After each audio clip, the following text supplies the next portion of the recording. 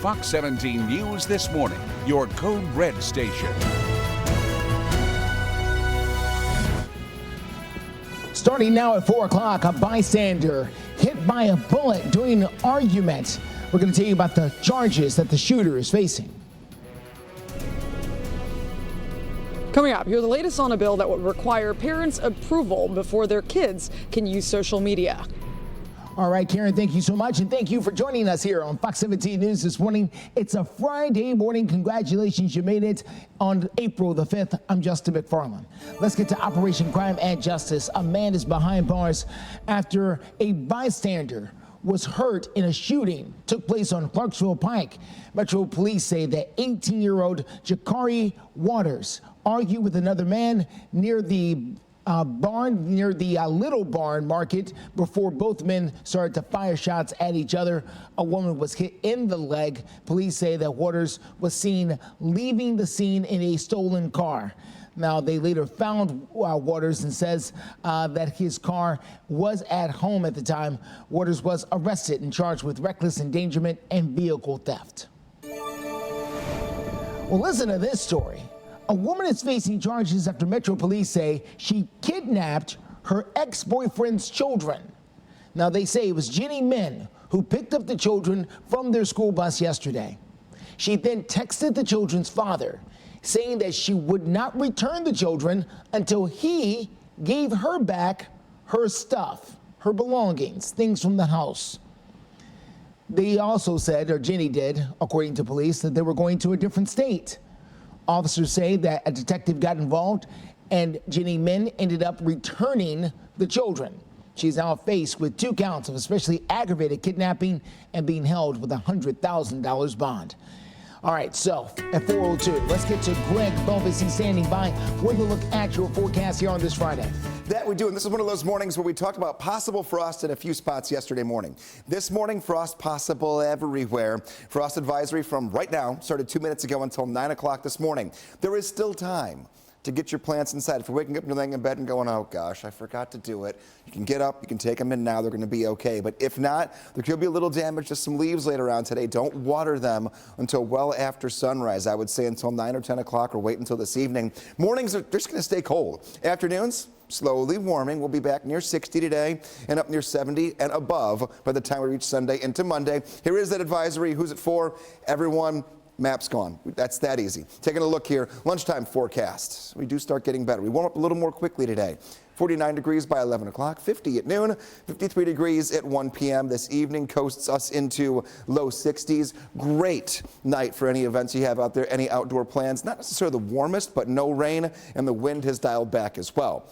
All good things here. Looking right now, we're crystal clear with our Metro Center camera, which is why we're so cold this morning. Right side of your screen, you'll be getting out the door to 30s this morning. Steer clear traffic for you this morning. Let's get you out and about to I-40 at Dallas and Pike, very close to BNA. That's Nashville International Airport. Right now, we're doing really nice out there so far this morning. No big problems in either direction. We are all clear to go with steer clear traffic. And it's not just here, but other sides of town as well. This is I-24 Hickory Hollow Parkway. Also looking really good over there in Antioch. We're going to give you the updates about anything going on your roads in the next few minutes. Well, state lawmakers are expected to discuss a bill that would require a parent's approval before children could join social media. It's a story we first brought you after Governor Bill Lee at the State of the State mentioned that he wanted to do this. It's now having a little movement and could potentially become law. Fox 17 News' Karen Aguilar live at the Capitol with the very latest on this proposal.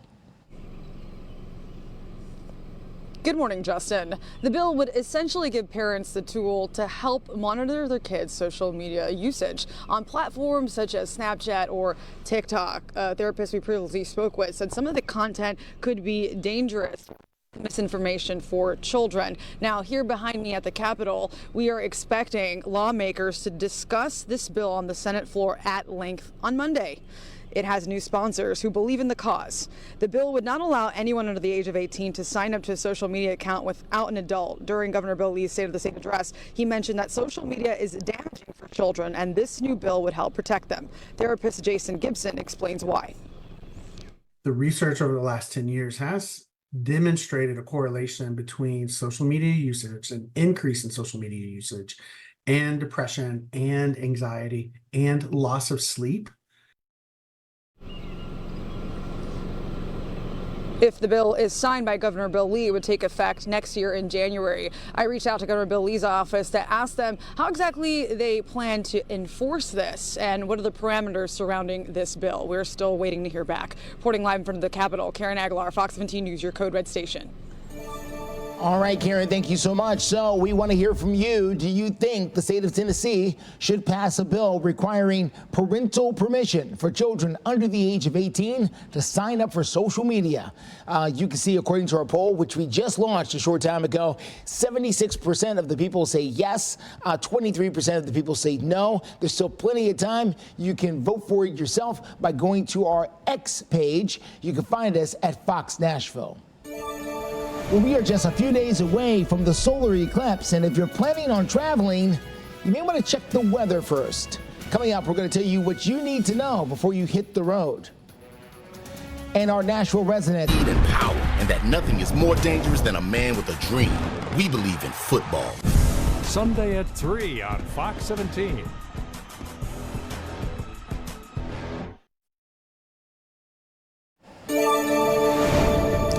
4:08 is the time here on this Friday morning. Around 8 million Americans are under a winter weather warning this morning, or some type of an alert. Now, parts of the Northeast are now bracing themselves for another round of heavy snow and high winds, just as millions of Americans get ready to travel to see the solar eclipse. Now, this has been a wild weather week for many people, including us right here in the mid-state. Tuesday night, millions of Americans were slammed with severe storms and even tornadoes in some parts of the country. In Kentucky, multiple tornadoes caused widespread damage. The Kentucky governor, Andy Beshear, touring some of those areas impacted on Thursday. Our utility companies and their workers have done a really incredible job given the widespread damage to get people up and running again. Now, all of this coming just days ahead of a busy travel weekend for the total solar eclipse that's coming up on Monday. AAA is warning drivers to expect more traffic as Americans travel to areas where the solar eclipse will reach totality. Speaking of which, coming up on Monday, make sure to check out fox17.com for our 30-minute solar eclipse special happening from 1:45 in the afternoon until 2:15. Fox 17 Chief Meteorologist Katie Morgan will be in the path of totality, sharing some very cool science facts. And you can see the total coverage of the solar eclipse from Texas all the way to the Northeast at fox17.com from noon until 3 p.m. And checking out our forecast here, maybe you are one of those folks that has an airplane ticket and you're going somewhere, or you're hitting the road, driving somewhere for the long weekend, and to just try to check out the eclipse. And we'll look at the weather for that here coming up in a little bit. But as far as the out the door forecast for right now, colder than yesterday morning. We have 30s. You want a winter coat for sure. And if you have not been outside yet and you wait until 6 or 7, you may have a frosty windshield. Frost advisory until 9 o'clock this morning. Keep that in mind. As far as flights go, in BNA's forecast today, we always check it, especially on Thursday and Fridays. 41 degrees at 9 a.m., 50 at noon, 56 degrees at 3 p.m. What's the big board saying when it comes to delays right now? Only 7 of them. 38 degrees, and I don't see our weather being a cause for concern today, unlike it was earlier in the weekend. Northeast still pocketed into some snow right now. The path of totality, though, Cleveland all the way down through Texas, nothing happening today. So flights in any of those areas should be good to go when it comes to a weather influence on any of the flight times. Still clear traffic at 411. Good morning, everybody. Let's take a look here at what we got going on at I-40 at Fessler's Lane, just east of downtown. Traffic there moving along really nicely in all directions there. No big tie-ups anywhere so far this morning. Now, TDOT will be doing a closure that we're going to be telling you about a little bit later here this weekend. So keep that in mind. It will affect you if you're traveling downtown. We're new this morning. A Vanderbilt University poll finds that overall, Nashville residents are pretty optimistic about the city's future. The 2024 poll finds that some of that optimism may be attributed to Nashville's economy and the support for Nashville Mayor Freddie O'Connell. But it's not all sunshine and daisies and rainbows for Nashville. Some polled found that there was widespread there was widespread problems with affordability of homes, as well as transportation and the city's rapid growth. Now, what are some of you saying about this? Well, Scott Warpool says, I love Nashville and what it means to me and many others, but I seriously question their findings. That's what one person had to say here about this particular poll. Let's talk to Sherry. Sherry says, I am a fourth-generation Nashvilleian. I love this fabulous city. You can see her comments right here on the screen as well. And if you would like to sign off, you can head over to our Facebook page. You can find us over at Fox Nashville. That is where you can chime in on this particular issue yourself. Well, coming up, we're going to tell you why Metro Nashville teachers are fed up and demanding change from the board, and the effects of guarantee. Relax. Budget breaks. Breaks starting at just $100. Relaxing. .414 is the time, happening now. I-40 West at the bridge there at the I-40 and I-24 and 65 split will be closed starting today through Monday. Our Fox 17 News photojournalist Madison Spraker is live there from the Fern Avenue overpass, taking a look at that bridge section. And it's the bridge there that crosses over. Down low, you're fine. It's up high is the area that we're talking about here that will have some closures. Now, construction crews have been working to demolish the existing bridge as well as the railing and installing new steel during the night all this week, and they are all going to have alternating lane closures, which means at least one lane of traffic will remain open. As always, drivers are reminded to slow down, move over when traveling through a work zone that, again, will be happening starting today through Monday.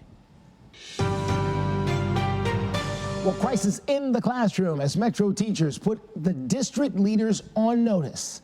They are very agitated over their class sizes and having to have planning periods interrupted just to serve as substitute teachers. It's something they've been complaining about for several years now. And some believe that extra work deserves extra pay.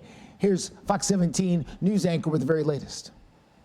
We have a quorum. I appreciate everyone's attendance. The Metro School Board always gets an earful during public comments, but in this meeting, most of the comments came from within, specifically teachers talking about two hot-button issues, pay and a lack of respect for their planning periods.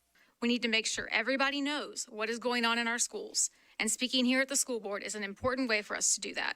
Cockrell Elementary teacher Mary Jo Cram is among those going on record. She's also secretary-treasurer of the Metro Teachers Union, and she's not alone. Our classrooms runneth over. Charlene Culbertson is a teacher at Schwab Elementary in East Nashville. In addition to frequently losing her planning period, Culbertson complained about excessive paperwork. And on class sizes, Culbertson has a suggestion. Maybe give a stipend for every student that exceeds the classroom cap. 25 kids in a kindergarten room, but more enroll. Let's say $50 per student that comes in over that 25. Doesn't help the lack of physical room, but that teacher gets extra for the extra. And when we're solving, we always undo. Metro teachers are the highest paid in the state with an average starting salary of $54,000 a year.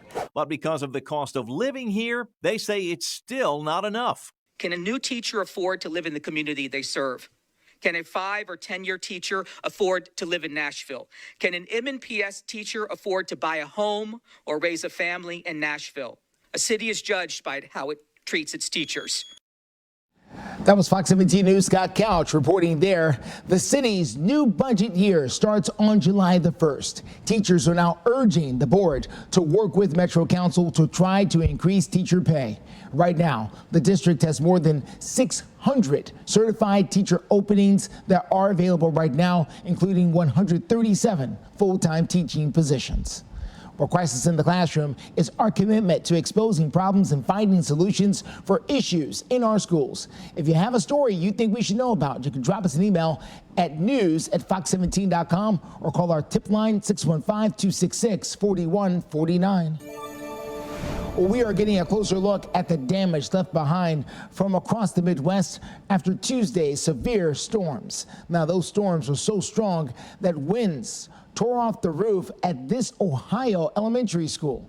You can see what's left of the classroom down below there after the storms hit the Fairlane West Elementary School. This is over in Proctorville, Ohio. No injuries were reported. Parents in the district say that the students were on spring break at the time. The superintendent says the school will not be opening in the near future. Obviously, there's no school to open with things like that. Students will be moving to other buildings. And Greg, I know this is something we saw a few years ago with the kids out there in the Donaldson area, Mount Juliet. They had to rebuild their schools after a very similar event to that one. Yeah, and even if you don't know where that's at in Ohio, you can kind of get that mental reference of, whoa, we went through that, now they're going through it, and we're still trying to recover years later. Absolutely. The school out there at West Wilson Elementary School, I was just listening in, it's still not back yet. They're still trying to open that school now. So imagine the reset clock and how long it's been taking for us, and now they're just starting from almost day one. Yeah. And that's how that day was. Thankfully, we missed a lot of that severe weather, and now we're just talking about frost this morning. Welcome to Nashville. Hey, y'all, if you haven't washed your car in a while, do it today, tomorrow, or on Sunday, because we have a very active pattern leading into next week. Take a look at upcoming precipitation chances. Not today, not tomorrow, but very late Sunday. I would say even close to sunset and beyond.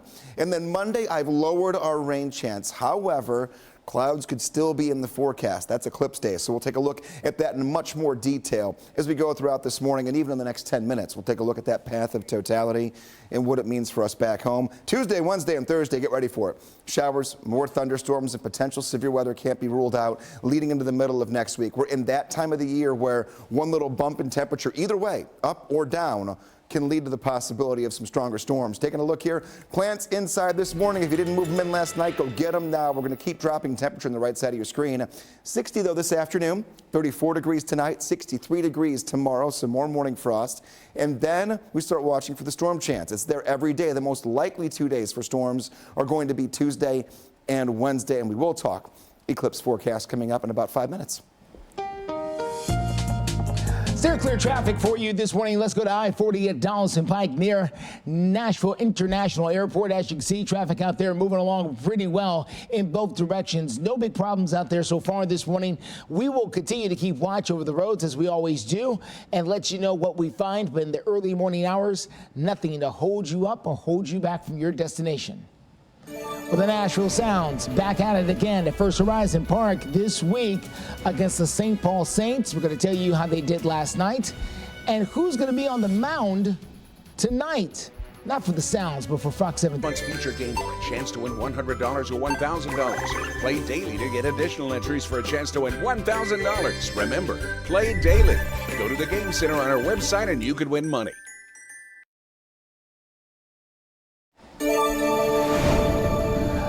4:24 is the time. The Nashville Sounds took to the field to play their third game of their homestand last night after a stormy night on Monday night and getting a win. Tuesday night, they got a loss. Sounds came back around and won 4-3 against the St. Paul Saints. They had a player named Nick Kalel who knocked in the game-winning run in the 10th inning. The Sounds will face off again tonight against the Saints at First Horizon Park. That game is set for around 6:35, we believe. And tonight is also Fox 17 Fireworks Friday night there at the ballpark. Fox 17 News anchor Erica Glover will be throwing out that very first pitch. She's been practicing. Hopefully it turns out well for her. For all we know, she could be out in the parking lot right now throwing the ball around. Could be getting it warmed up right now. Loosened up, you know? Make sure you're ready to roll. There we go, and it will be a great evening for the game. We're going to look at the forecast about every hour for you so you know maybe you haven't, really had the spring feeling yet. Nothing says baseball and temperatures near 60 degrees for first pitch. That's where we're going to be. Later on this afternoon, we'll hit 60. We'll be there right around first pitch and slide into the 50s. A good night for some tachos. If you've been there, you know exactly what I mean. If you haven't, go there, go to right field. That's all I'm going to say. Frosty this morning, though, not the kind you drink from a straw or use the spoon. We're talking actual frost on the ground. Sunshine later on this afternoon. We're starting right side of your screen. Temps in the 30s. Colder than yesterday morning. How's the weekend look? Saturday morning, just like this morning. The chance for a little bit of frost in the morning. Unfortunately, one more night to cover the plants. Plenty of sunshine, though, both of the days. Now, you see that chance for some scattered storms? Very late Sunday going into Monday. So let's take a look at here real quick on Future Track. All your Saturday is going to be dry. We're just going to fast forward all the way until we get into Sunday. Sunday morning, still dry. A few clouds move in for Sunday. I would just say the AM hours, but take a look here. After 6, 7 o'clock, rain begins to move in, and that will continue to track through Sunday night. Daylight hours looking real good the entire time, both days of the weekend. All right, everyone, let's get to your steer clear traffic for you this morning. Let's get you out to I-24 near Hickory Hollow Parkway. As you make that drive in and around the Antioch area, we're looking really nice out there. No big slowdown so far in either direction. Of course, something could change. It always could. We are standing by and watching all of our different measurements. We got a bunch of them to tell you what's going on the road with steer clear traffic live through 9. Well, most people don't enjoy doing their taxes, but with the deadline to file your taxes by April 15th right around the corner, there are some psychologists who says that there's new research that explains exactly why some people procrastinate when it comes to tax season. Now, researchers say that people are faced with a process called weighting bias. It's described as a tendency of people to tap more into either positive or negative mindset when faced with responsibilities. Now, researchers found those who leaned more into their negative thoughts wound up procrastinating even if there was a benefit of receiving a tax refund by going ahead and getting them filed.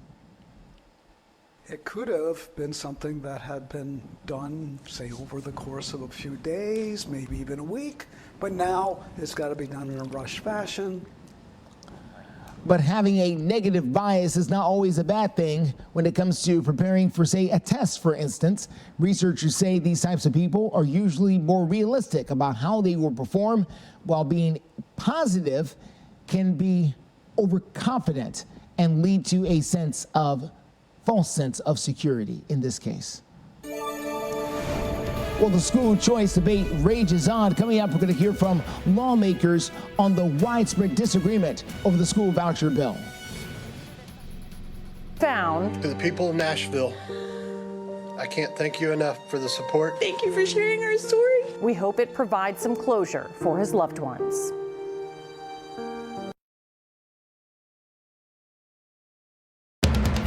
You're watching Fox 17 News This Morning, your Code Red station. Well, now on Fox 17 News This Morning, the clock is ticking for lawmakers to pass a school choice bill. We're going to tell you what lawmakers have to say about the status of the 3 bills being proposed. Waking up this morning with the frost advisory until 9 o'clock this morning. Who has the best chance to see some of that on the ground and what it can mean for your plants and your forecast? And steer clear traffic looking pretty good. Coming in from Antioch, we'll tell you the best ways to steer clear of anything going on. Thank you for joining us here on Fox 17 News This Morning. I'm Justin McFarland. Congratulations, you made it to Friday, April the 5th. Well, Press in the Classroom this morning says that state lawmakers could be looking at a bill that could wrap up before the end of the session. We're talking about school vouchers. The question is, will they be able to pass one of 3 competing school voucher plans in time before that session ends? Now, the 3 versions of the bill include a House version, a Senate version, and Governor Bill Lee's version. Some Republicans believe this will become law in very short order. Meanwhile, some Democrats are less optimistic about it. The school voucher bill, also known as the school choice bill, would give families the choice to send their children to private or public schools using state money. The state Senate version of the bill passed that chamber, but the governor and the House versions of the bill have yet to pass yet. William Lamberth is a representative from Portland, Tennessee, in the House. He says the House and Senate have never been closer together on this particular bill. Meanwhile, State Senator Heidi Campbell says that they are really far apart on this particular bill. It's too hard for the House and the Senate to reconcile these 2 bills because they're so different. So I cannot believe that we could get that done in 2 weeks when we're supposed to be closing down session. When you look at the different topics that are in this bill, actually the House and Senate, in my opinion, have never been closer together on this, and those conversations are going extremely well. Well, in the House, this bill has not been heard in committee for the last few weeks.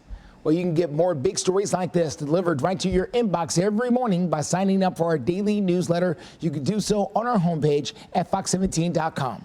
Let's talk to Greg Bobus. He's got a look at your forecast here for this Friday. Yeah, the big three things here taking us into the weekend. Frost advisory this morning all the way until 9 o'clock. Temperatures are in the 30s. They're colder than they were yesterday morning at the exact same time. Afternoons get better, but the mornings take a little while to catch up getting into the upcoming weekend. Today and tomorrow, both in the 30s. Who has the frost advisory? Everyone. Until 9 o'clock this morning, meaning if your plants that are the sensitive kind that could get damaged pretty easily, you've already done some planting or potted plants especially, you've got time to bring them in still before any damage settles in. But this is one of those mornings where we're very cold, 38 degrees right now in Nashville, 39 degrees in Columbia, and 40 in Murfreesboro. I'm going to show the wind chill now. Remember this, 38 degrees in Nashville.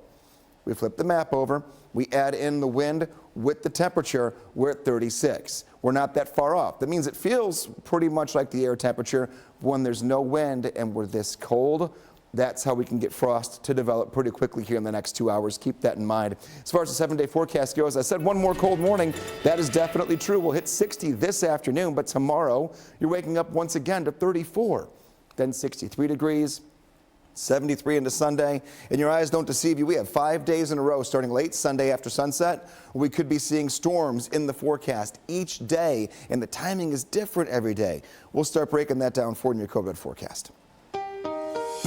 Steer clear traffic out there for you this morning. Let's get to the very latest happening out there on I-65 at Trinity Lane on the north side of town. You can see their traffic moving along really nicely. No big problems out there on that north side. Let's tell you about your drive times here.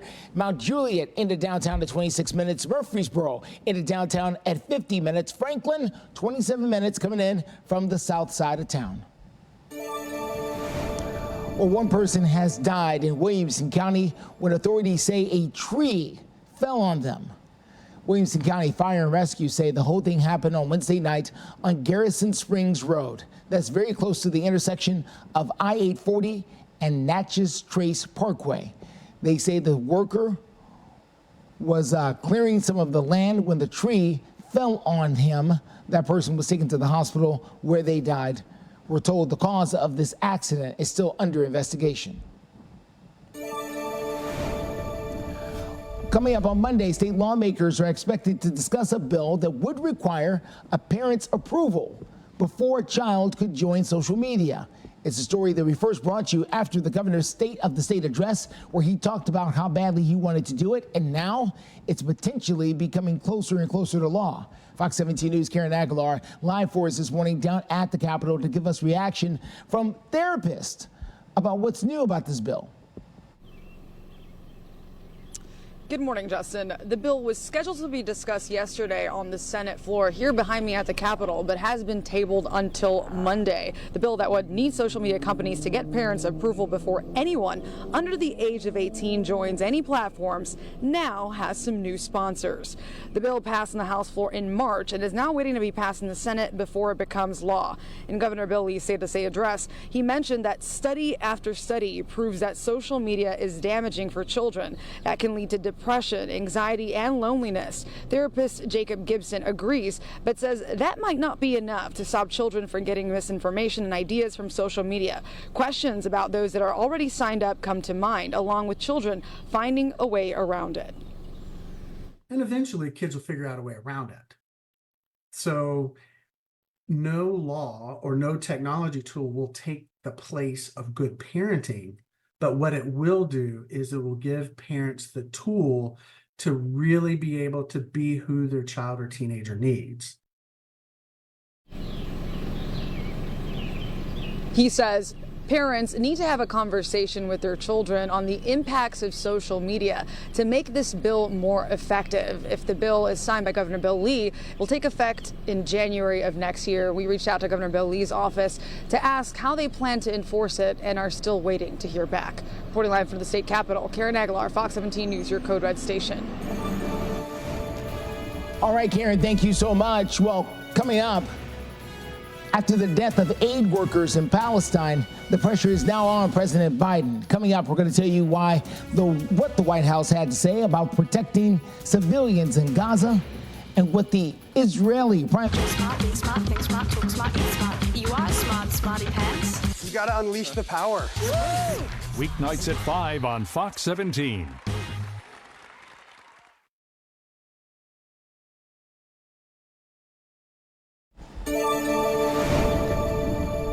Welcome back to Fox 17 News this morning. Coming up on 440, the White House says it is hoping Israel will announce new steps to protect civilians following President Biden's phone call with the Israeli Prime Minister. Now, the national security spokesperson, John Kirby, says that the U.S. will be looking for concrete changes to address the suffering going on in Gaza. The president made it clear that our policies with respect to Gaza will be dependent upon our assessment of how well the Israelis make changes and implement changes to make the situation in Gaza better for the Palestinian people. Now, all of this comes after 7 aid workers with the World Central Kitchen were killed with an Israeli airstrike while they were delivering food to the people of Gaza. Kirby notes that the president was shaken by the attack. Israel has acknowledged their responsibility for the strikes, but says the deaths were not intentional. Tennessee Secretary of State Trey Hargett issued a warning to businesses across the state this morning. The secretary says that he wants to warn people about the deceptive mail scam related to the filing of their annual business renewals from the State Business Filing Center. Now, as a part of this scheme, businesses receive an official-looking mailer from the company threatening additional fees and business dissolution if the entity does not file within 60 days of the April the 1st deadline. Now, for more information on reporting this scam to authorities and to learn how to file for renewal of your business in the right place, you can go to our website, fox17.com. 4:41 your time, taking a look at your forecast and getting out the door on this Friday for the last school day of the week, and a pretty good looking one compared to the last couple of mornings. Now, we're cold. We definitely want a winter coat this morning. We can leave the umbrella at home for the first time since Monday. None of that is necessary for us, but 38 degrees at first bell, 56 degrees later on this afternoon. So if 56 is the after school forecast and we hit 60 kind of just about an hour or two after that, what does it mean for any after-school sports we might have? Two days ago, we had the rain, we had grapple, we had hail yesterday, breezy and cool today. The breeze is knocked down. Some sunshine at 7 o'clock, right around sunset. 55 degrees and mainly clear at 8, and 52 degrees and mostly clear at 9 p.m. We can leave the rain gear at home for after-school sports as well. Steer clear traffic as you get out the door this morning. Let's take a look at what we're dealing with here at I-40 at Fessler's Lane. This is just east of downtown Nashville. As you can see there, traffic moving along really well. No big problems over there so far this morning over on the east side. If something does happen, we've got the coverage for you to let you know about it. 65 on the north side, also looking good. Coming down there from Madison, Goodlettsville, Hendersonville, we're doing well so far on that drive. Well, almost 2 weeks after the Key Bridge collapse, we've got the very latest on the cleanup efforts underway right now in Baltimore. And concerns over homeless camps along the river down in Juliet, April 20th and 21st at T-Pack, featuring action-packed fight scenes, lush period costumes, and live music by the Nashville Symphony. Tickets on sale now at NashvilleBallet.com.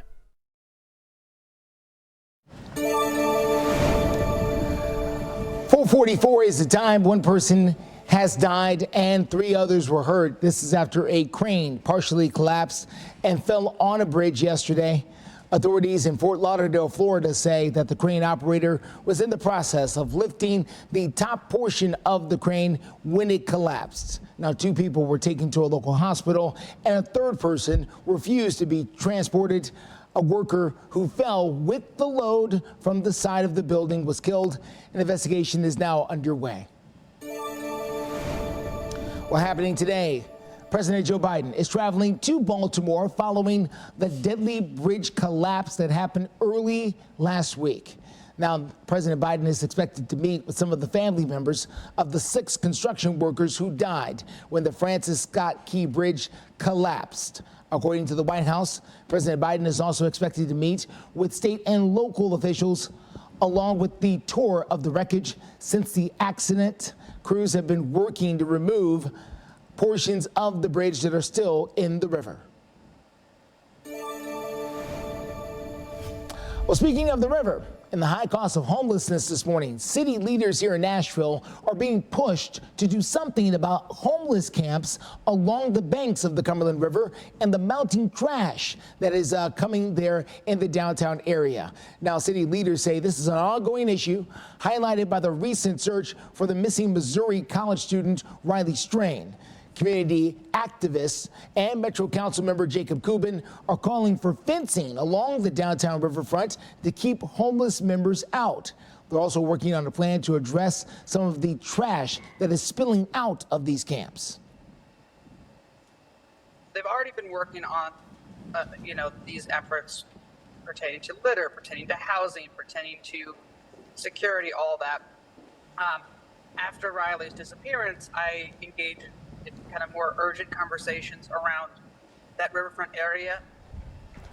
Councilman Kupin says that Metro Parks, as well as the Nashville Department of Transportation, have taken measurements for fencing. The Department of Homeless Services is working on wraparound services for the people living in the camps along the Cumberland.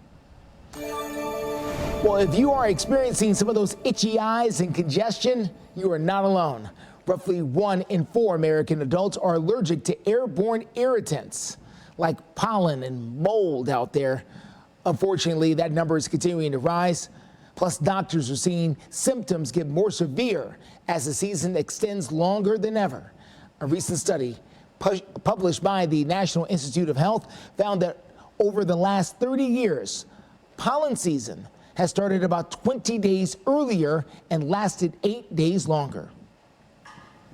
Well, one person that knows all about that is Greg Bovis. He's standing by with a look at your forecast. And Greg, you got the tissue box ready to roll. This literally stays right here under the desk because we're all using it all morning when no one sees us. You never know when it's going to hit you. And you are right. It's getting earlier and earlier and worse and worse. And today will be one of those first days here for about 2 or 3 in a row where you're going to notice the pollen a little bit more because we're not going to have any rain. So all that pollen gets picked back up into the atmosphere. We had the wind yesterday first, and most places didn't get rain. So be prepared for a not so great allergy day today and tomorrow. We're starting off cold, also frosty, 38 degrees right now. Frost advisory in effect for everyone until 9 a.m. If the plants aren't inside or covered, you got about 45 minutes until that frost will really begin to settle in. You'll even see it on some windshields this morning. That's just how cold we are. Not much cloud cover. That's why we got colder overnight into this morning. No rain at all on future track for today and tomorrow. Enjoy the next, I would say, 72 hours because by the time we get to Monday into Tuesday, rain will return. Quite frankly, once we get past sunset on Sunday, our rain picks back up. Lunchtime today, yeah, this is the best looking day we've had since Monday. Might even need the sunglasses out there for a little bit. 49 degrees at 11 o'clock, 50 at noon, 53 at 1 p.m. It's a good looking day from start to finish here, and a lot of things happening this weekend. So thankfully the weather has cleared out just in time for a lot of those events. Tonight, Sounds game. Someone who's going to be on your TV screen in about 10 minutes from right now is throwing up the first pitch, or Erica Glover will be out there. We'll talk more about that forecast, and we'll look ahead to the upcoming eclipse because it does say isolated storms. Well, isolated can mean anything when it comes to timing of the day and who could see them. We'll break all of that down and what your viewing opportunity could be. Steer clear traffic at 449. Quick look here at I-40 Dallas and Pike, very close to BNA. As you can see, traffic moving along really well out there this morning at the airport. No big problems. Not seeing the huge backup onto the interstate that we used to see now. They've done a lot of work out there. So if you are going near the airport this morning, just know, if you haven't been over there in a while, things have changed in a significant way. They've even shut down an exit that used to be there at the airport. We're very close to it. In consumer news this morning, inflation is falling, but buying food can still be very expensive. Grocery prices have gone up 21% in the last 3 years. That's according to the Bureau of Labor Statistics. Fox News multimedia reporter Kennedy Hayes has this report. The owner of this community grocery store tells me budgeting can be tough right now, not only for her customers, but for her too. I don't even pay myself a minimum wage yet, so I understand like pockets being tight. Sun Market owner Andrea Leo says she tries to keep prices low. Sometimes I pay more for potatoes than I'm charging.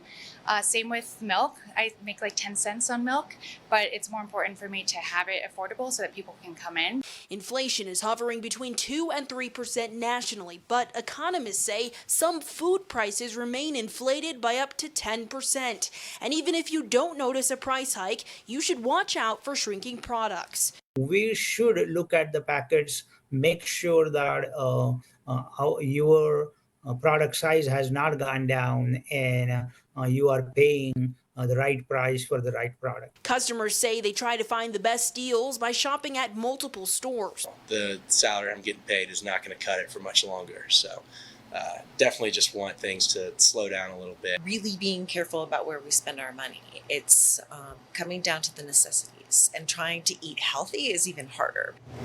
That market owner says inflation had the biggest impact on prices of her poultry and produce. To help, she donates some for free to families in need. I want to have something for everyone, no matter what the budget.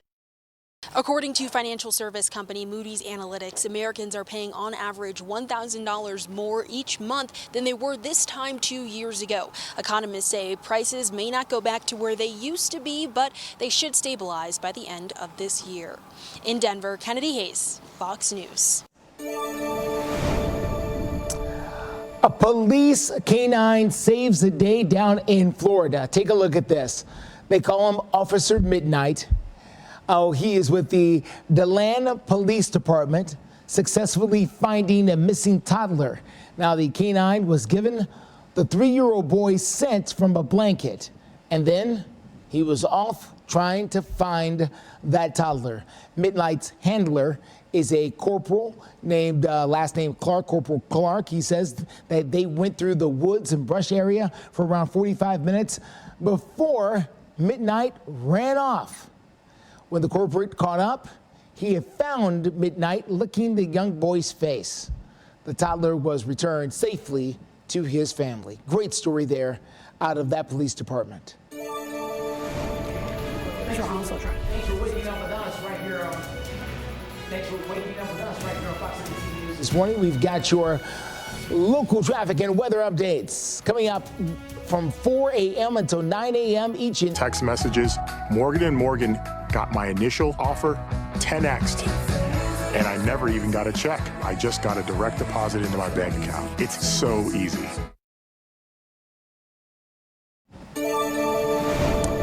4:55 is the time. Looking ahead, as the boys in gold have now released their April schedule. The team will be hosting the Philadelphia Union at Geodis Park coming up tomorrow on April the 6th. Tickets are now on sale. Nashville SC will also host multiple community events this month alone. For example, the Kicks program is the youth focus event that uses the power of soccer and sports out there to inspire young people to take interest in sports while also holding educational workshops.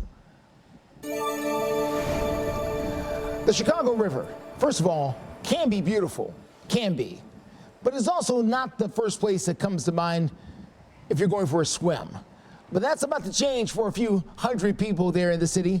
This fall, the river will host its first open swim in the Chicago River in about a century. The organizers of the event say the river's water quality has improved over the years, and now it is safe for swimmers. The swim is scheduled for late September. I need to go see it for myself. Me and Greg, we've spent a lot of time in Chicago.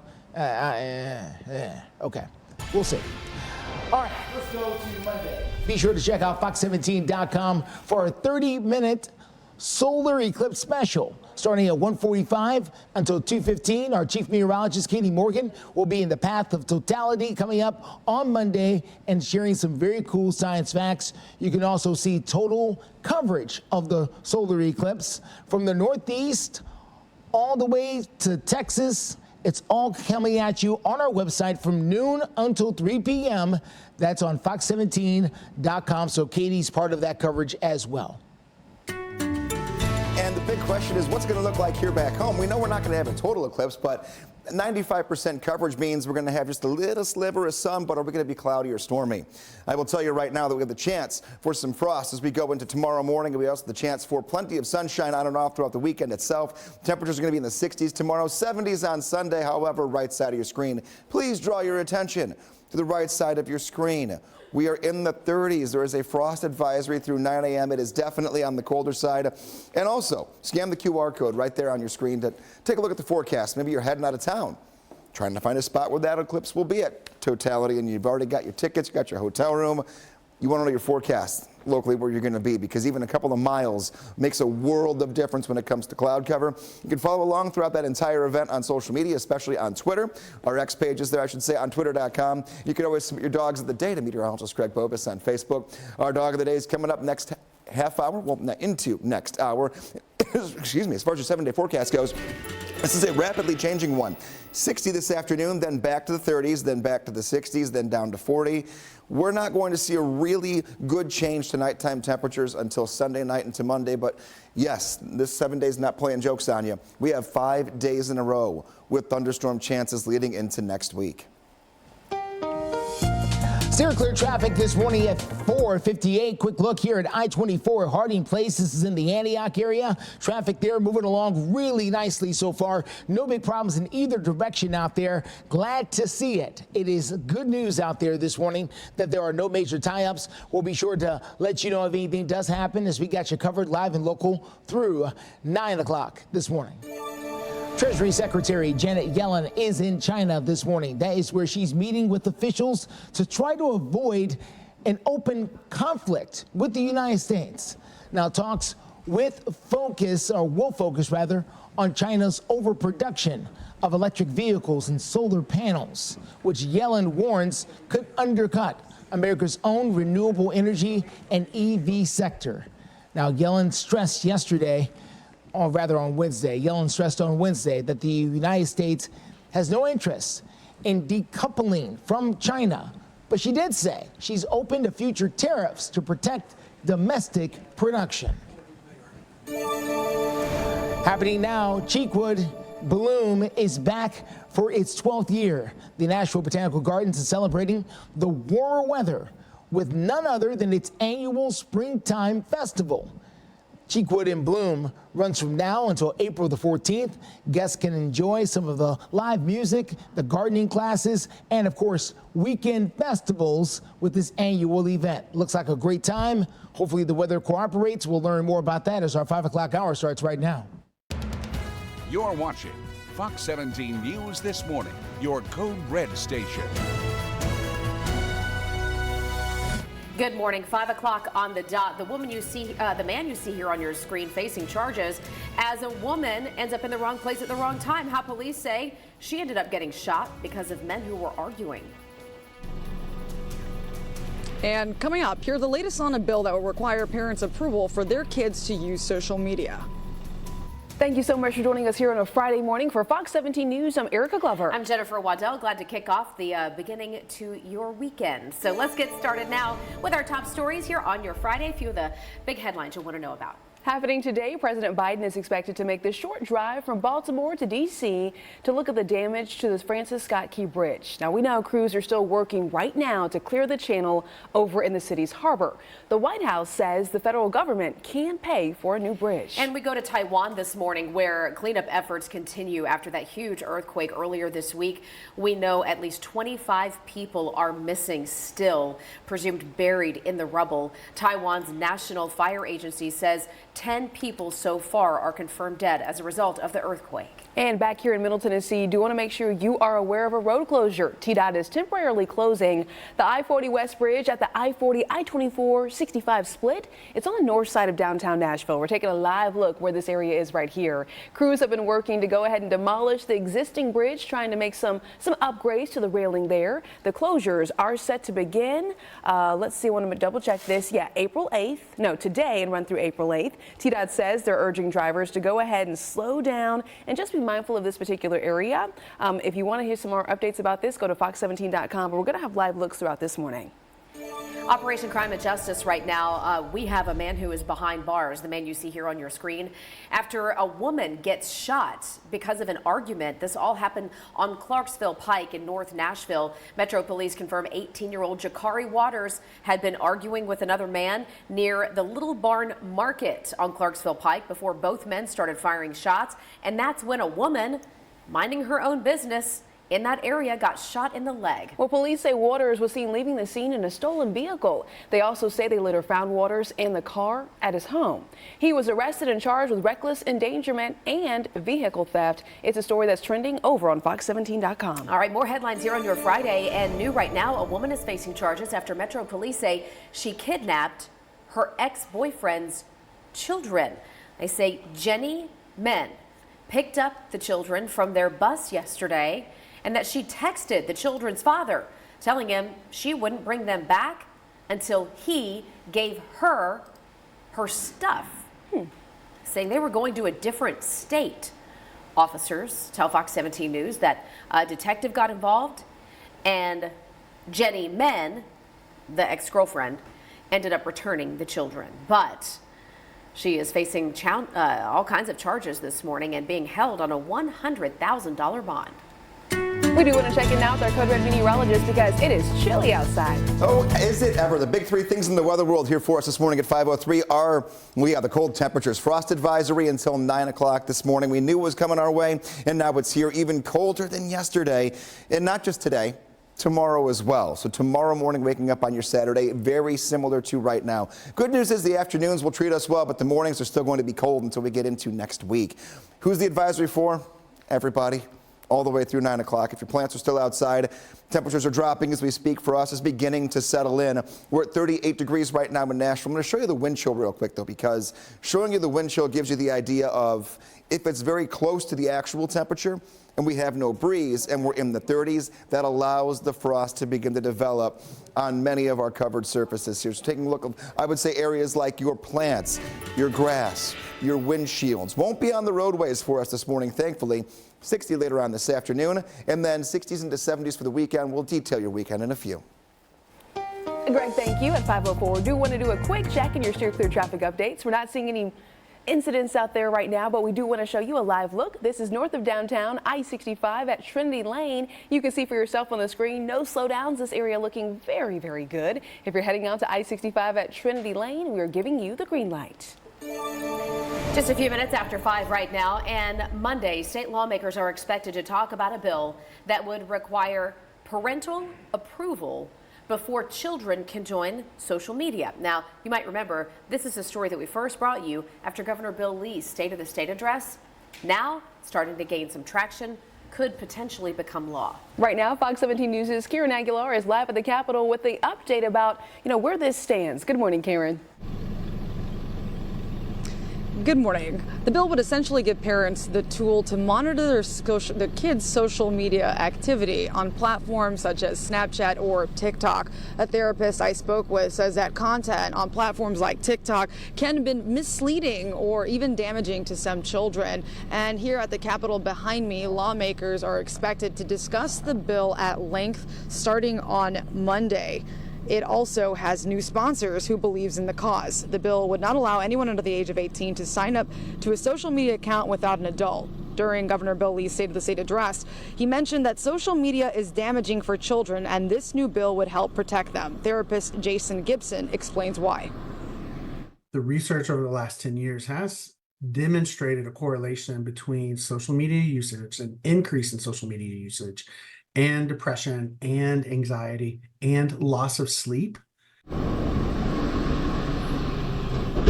If the bill is signed by Governor Bill Lee, it would take effect next year in January. We did reach out again to Governor Bill Lee's office to ask how exactly they plan to enforce it and what are the parameters surrounding this bill. It's early, but we're still waiting to hear back. Reporting live in front of the state capitol, Karen Aguilar, Fox 17 News, your Code Red station. Karen, thank you. And we always want to hear from you. So over on our Fox Nashville X account, we're asking this question. Take a look. Do you think Tennessee should pass a bill requiring parental permission for children under 18 to sign up for social media? As of right now, 73.9% of you all say yes. There's still time for you to sound off. Again, this is at our Fox Nashville X account. Here we are just a few days from the solar eclipse, and if you're planning on traveling to see it in totality, we're going to give you a check of the weather because there are conditions across good parts of the country where it's, I guess you could say, less than ideal. And chilly this morning, but better this evening.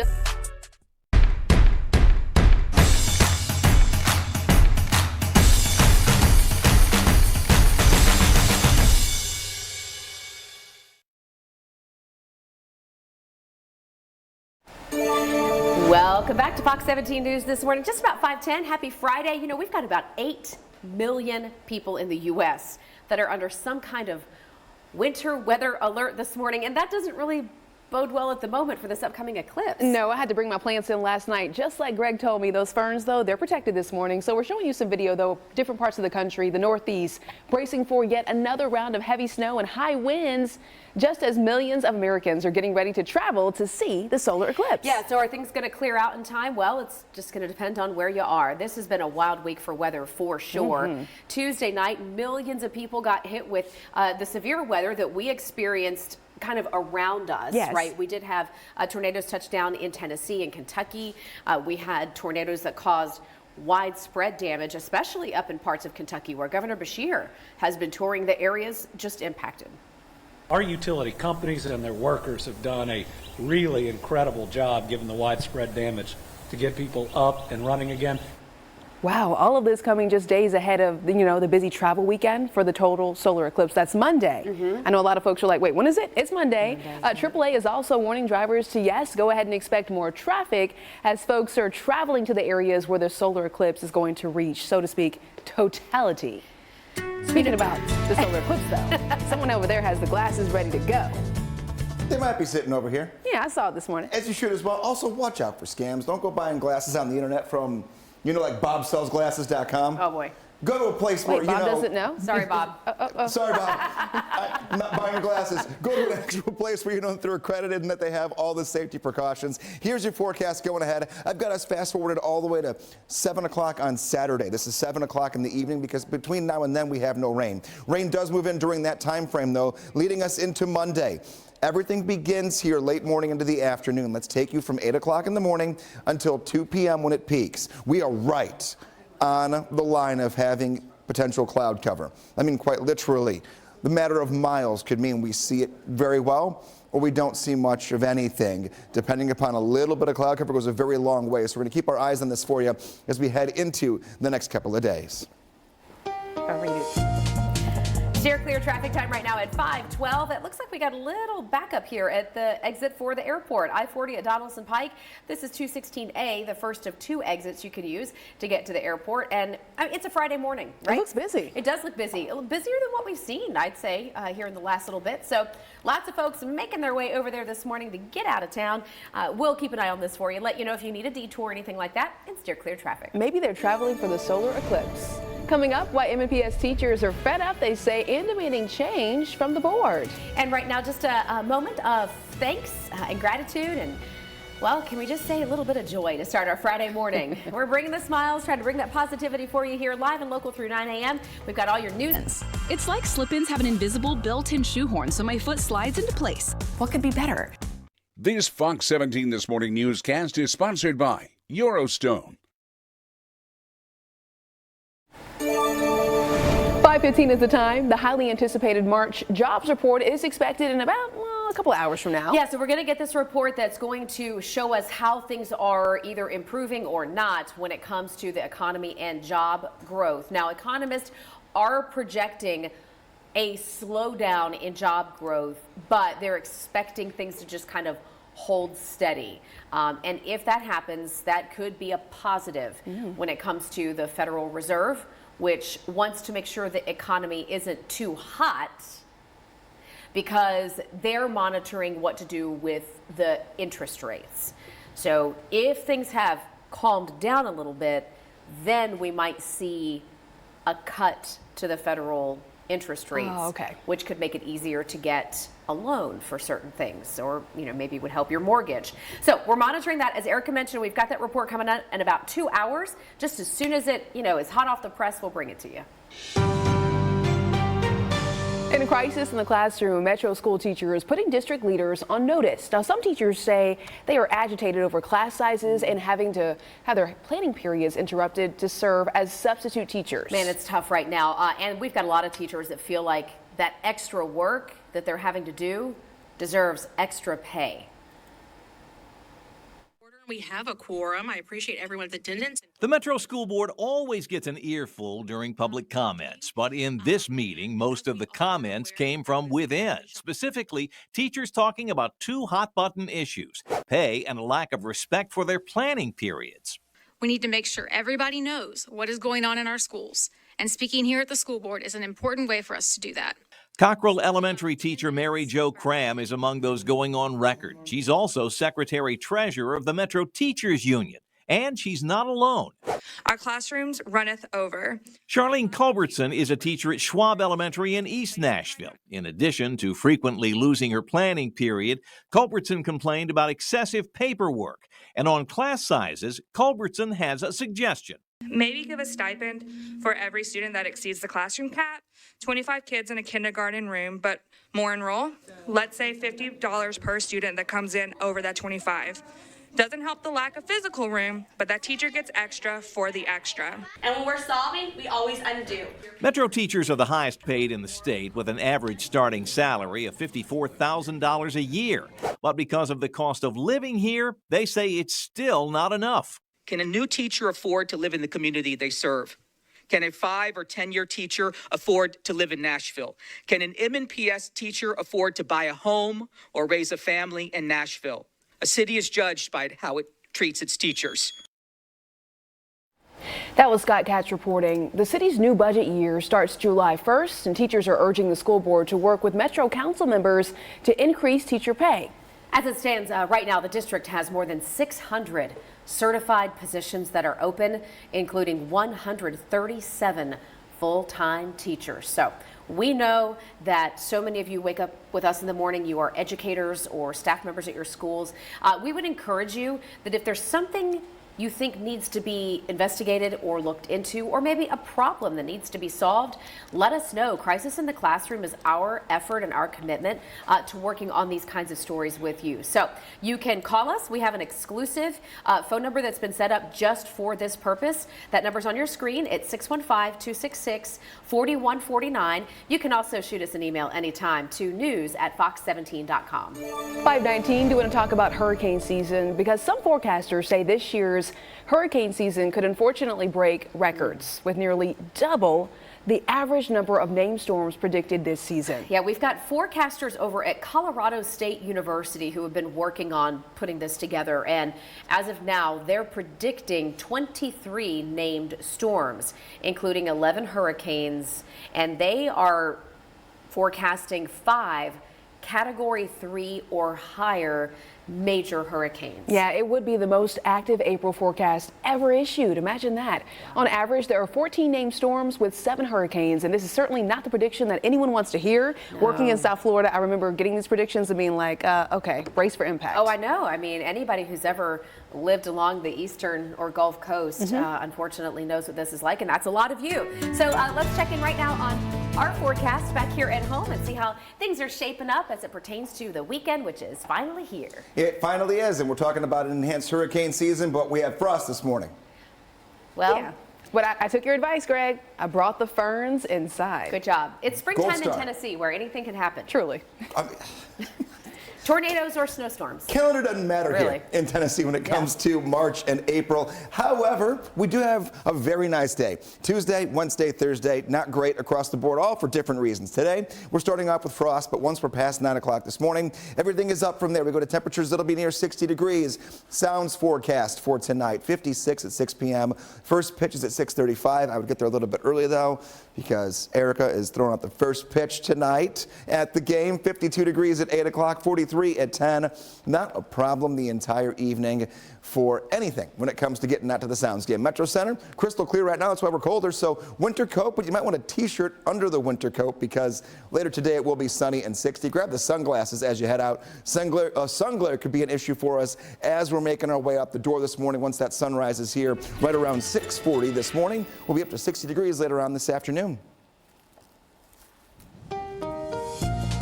All right, everyone, let's get to your steer clear traffic this morning at I-40 at Dallas and Pike. A rare sight this morning, a backup there at the airport. It has not gotten so bad to where it's out onto the interstate yet, but we will continue to follow it because it used to back up onto the interstate several times a week. Keep in mind, as the weather gets warmer, more and more people will come to visit our fair city here in Nashville, and that will mean more and more people over there at B&A. But right now, we're doing fine. We're going to check in on some other areas of town coming up in a few. Also ahead, what state lawmakers are proposing as punishment for students who attack or threaten teachers. And this morning at 5:22, looking over toward Bridgestone Arena along Lower Broadway. Congrats to the press. Rest knowing you're paying the lowest price in town for your repairs. Your words soothe like the summer breeze. Visit budgetbreaks.com for locations and coupons. 5:24 is the time. Some Tennessee lawmakers want to up the punishment for students who attack teachers or staff members. Now, a new law passed by the Tennessee House of Representatives says that any student that is suspended for attacking a teacher or staff member at their school can be banned from campus for a full year. And that means at all hours. That means no after-school sports. You can't come even watch. That means you can't even come see a brother or sister graduate from that school. You are banned from campus, period, for a full year. Some Democrats had some questions. I guess I'm wondering why the local school directors are not supporting teachers when they're being threatened by students in such cases. I mean, why they're not doing that? Sometimes it's a black eye on the system, and they want to try to get it by as quickly as possible. Now, this one-year campus ban would not be automatic. It would be up to the school's director in order to make that call. This law simply empowers the school director in order to do something like that. Your Code Red forecast and taking a look in toward the weekend. We have temperatures that are going to get a little bit better day by day. This afternoon, 60 degrees, a frosty morning, frost advisory until 9 a.m. Sunshine in the forecast for us this afternoon after a clear start, which is why we have the morning frost. Our sunrise here in about an hour and 20 minutes. It'll set at 7:13 later on tonight. That daylight just keeps on expanding. We finally got toward the weekend, and what does it look like? Saturday, some morning frost once again, one more time with temperatures that are going to be at 34 degrees. Now we go up to 63 for the afternoon, 73 on Sunday, 41 as you wake up on Sunday. Finally a better morning, but this scattered shower chance, maybe even a few storms after sunset, 7 p.m. and beyond into the overnight hours. How do you track it when you're on the go? Well, you get your weekend outlook right there on the Fox 17 Code Red Weather app by scanning that QR code or going to the Apple Store or Google Play Store. As we go into our 5:30 half hour, we're going to look at your weekend in more depth. A lot of events happening, a lot of time to get out before a very active 7-day forecast next week. Still clear traffic out there for you at 5:26. Quick look at I-24 at Harding Place as you get out and about there on that south and east side there coming in from the Antioch area. A quick drive so far out there. No major problems, no major holdups in either direction. We're doing really nice so far there. Let's get you to I-40 at Fester's Lane just east of downtown. Also looking really nice over there in that direction. Things will pick up later in the morning. This will be a school zone coming up in about an hour or so. We'll bring you back here and let you know about the best ways to steer clear with steer clear traffic coming up live through 9. Well, the school choice debate wages on. Coming up, you're going to hear from lawmakers on the widespread disagreement about the school voucher bill.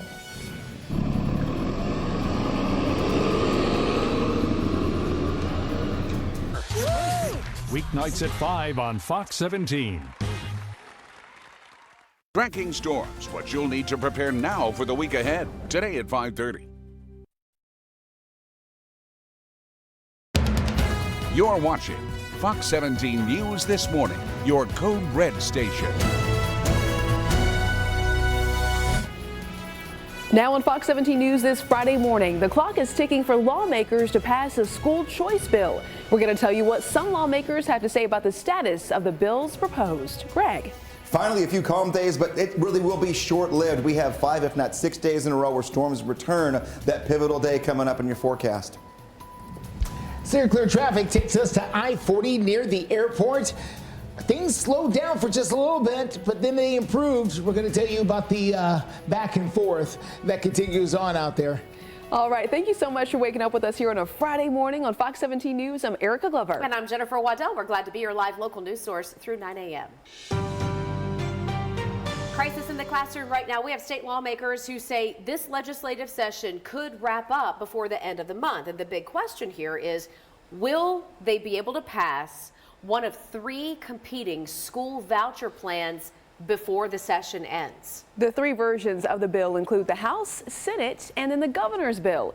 Now, there are some Republicans who believe this will become law in no time, while some Democrats, well, they're less optimistic. So the school voucher bill is also known as the school choice bill. This is what would give families the choice to send their children to private schools or, in some cases, a different public school district where they're not even zoned. The Senate version of the bill passed that chamber, but the governor's version and the House version have yet to pass. Representative William Lamberth says the House and the Senate have really never been closer together on an issue. Senator Heidi Campbell, though, believes they're so far apart on their versions of the bill, it's unlikely to pass. It's too hard for the House and the Senate to reconcile these 2 bills because they're so different. So I cannot believe that we could get that done in 2 weeks when we're supposed to be closing down session. When you look at the different topics that are in this bill, actually the House and Senate, in my opinion, have never been closer together on this, and those conversations are going extremely well. Okay, 2 different perspectives there. In the House, this bill has not, though, been heard in committee for a couple of weeks now. And taking a look at our forecast right here, one of the big things I want you to do as we go into the upcoming weekend is really get the app, because we're going to have a lot of things moving around here when it comes to not just timing of incoming storms for Sunday, but then Monday into Tuesday, Wednesday, and Thursday of next week. Quite a good chance for some rain in the forecast. Now, we just mentioned the airport. Well, let's get you out the door and see what things are happening here if you are catching a flight this morning. First of all, what do you wear? Winter coat, T-shirt, a decent pair of shoes, and definitely the sunglasses. You want that. Out the door this morning, you're going to have plenty of sunshine to work through in the forecast. And we're going to talk about 30s all morning long. Frost advisory for us until 9 o'clock this morning, meaning if you have plants that are outside that you should have covered or brought in, you don't do it right now, there might be a little bit of leaf damage going later into the afternoon. Do not water them until well after sunrise. 41 degrees at the airport at 9 a.m., 50 degrees at noon, 56 at 3 p.m. Right now we're talking about only 8 flight delays out of Nashville International Airport or coming into the airport. So that's a pretty good number here, but this is around that time we start seeing it creep up a little bit, and then we start finding the hot spots across the country in terms of areas of travel that might be harder to get to than others, which we'll do throughout the morning. We'll also look at your eclipse forecast. The Sounds are at home tonight. We have Nashville SC playing tomorrow. A lot of events, what you can expect if you're trying to get outside later on this weekend.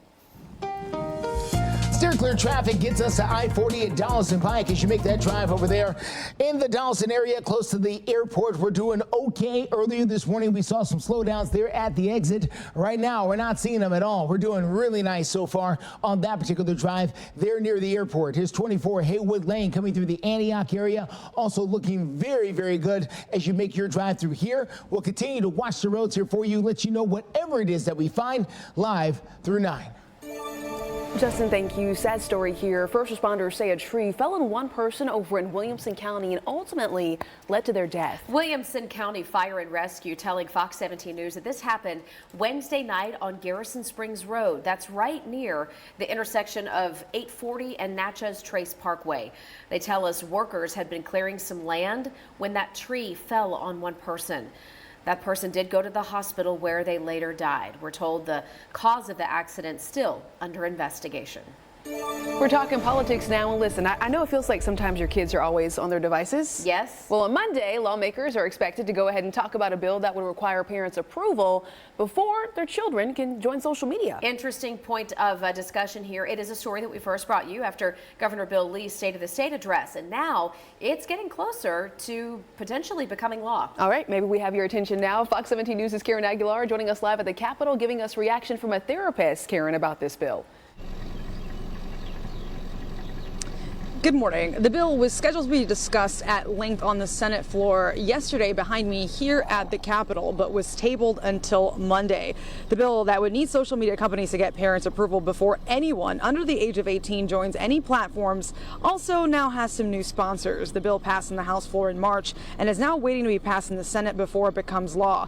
In Governor Bill Lee's State of the State address, he mentioned that study after study proves that social media is damaging for children, could lead to depression, anxiety, and loneliness. Therapist Jacob Gibson agrees, but says that might not be enough to stop children from getting misinformation and ideas from social media.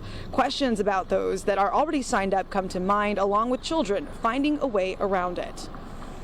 And eventually kids will figure out a way around it. So no law or no technology tool will take the place of good parenting, but what it will do is it will give parents the tool to really be able to be who their child or teenager needs. He says parents need to have a conversation with their kids about the impacts of social media to be able to protect them more effectively. If the bill is signed by Governor Bill Lee, it will take effect in January of next year. I reached out to Governor Bill Lee's office to ask how he plans to enforce it, and we're still waiting to hear back. Reporting from the state capitol, Karen Aguilar, Fox 17 News, your code red station. Butter Guards, 888-300-4602. Watch Crisis in the Classroom only on Fox 17 News. Welcome back. 5:39 is the time. Tennessee Secretary of State Trey Hargett issuing a warning to businesses across Middle Tennessee. All right, here's why. Secretary Hargett says there is a deceptive mail scam related to filing annual business renewals from the so-called Tennessee Business Filing Center as part of the scheme. And you can see the paperwork here on your screen. Businesses get an official looking mailer from that company threatening all kinds of fees, business dissolution. Basically, you're going to get fined. Your business is going to fall apart if you don't file with them within 60 days of their fake April 1st deadline. It would seem so threatening. And as a business owner, you might think, oh my gosh. Right, you'd be very alarmed. Right. Rightfully so. Yeah. Hey, if you want to read more about this scam or just learn how to file your renewal in the right place, we have all those details. Just go to fox17.com. Let's check in now with our Code Red meteorologist. Happy Friday, Greg. We made it. We made it. This has been a week, Tuesday, Wednesday, and Thursday. All kind of problems when it came to weather, all for different reasons. Now we're clear. We've got one last hurdle to get through. That's the frost this morning. Frost advisory until 9 a.m. So getting to school this morning, definitely going to be in the 30s all the way through bus stop and all the way into first bell for everyone. Temperature at 38 degrees right around then. Later on when kids are getting home, temperatures will be in the mid to upper 50s. Might even hit 60 if we get enough sunshine. No rain later today. Temperatures hold into the 50s going into this evening. So Friday night, always a big night when it comes to after-school sports. What does that mean getting on all of our ball fields here across Middle Tennessee? 59 degrees at 7 o'clock, 55 at 8 p.m., 9 o'clock. 52 degrees. Not as windy as yesterday, but there will be a little subtle breeze that we have to work through. But nothing that we can't handle. Coming up the next check of your forecast, we'll look through the rest of your weekend, and we'll start talking about eclipse. Will we see it? Or won't we? And what are the odds of both of those scenarios? All right, everyone, steer clear traffic. Let's get you out and about to I-24 near Haywood Lane. This is in the Antioch area. As you can see there, traffic moving along really nicely there. No big slowdowns to tell you about, at least not right now. Things will change coming up later in the morning as more and more people get out and about there on the road. This is 40 at Fessler's coming in from the east side. This area will turn into a school zone before long. But right now, right this second, if you're the first person to open up the door at the office, you're doing really good. Justin, thank you very much. 5:42 is your time right now. A lot of concerns about homeless camps here in Nashville. Specifically this time, along the riverbanks of downtown. This as we had the death of Riley Strain, the Missouri college student in Nashville. New details coming to light. We'll tell you what leaders plan to do to Reminder that our company's goal is to wash every widow's house in Nashville for free. To help us, visit brownspressurewashing.com and click on Wash a Widow's House.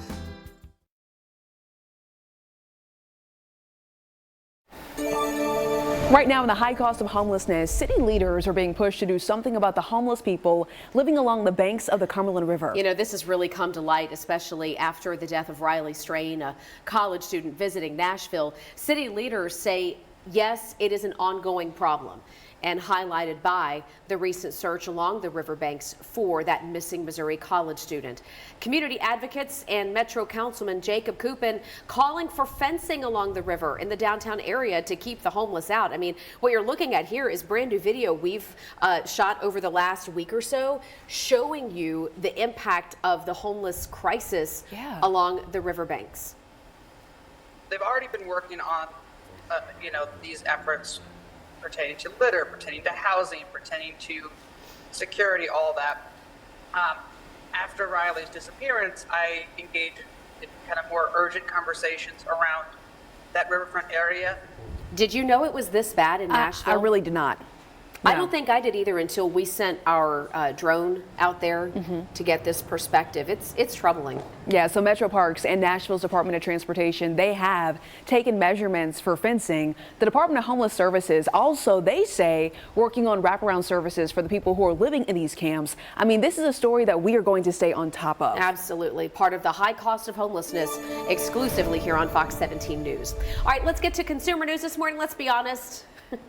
Most of us don't enjoy doing our taxes. What? Okay, I mean, it's not like a happy time, but it's something we just got to do. And with the deadline to file coming up April 15th, psychologists say there is new research shedding light on why some people procrastinate so much when it comes to tax season. Fox News' Gary Baumgarten has this story.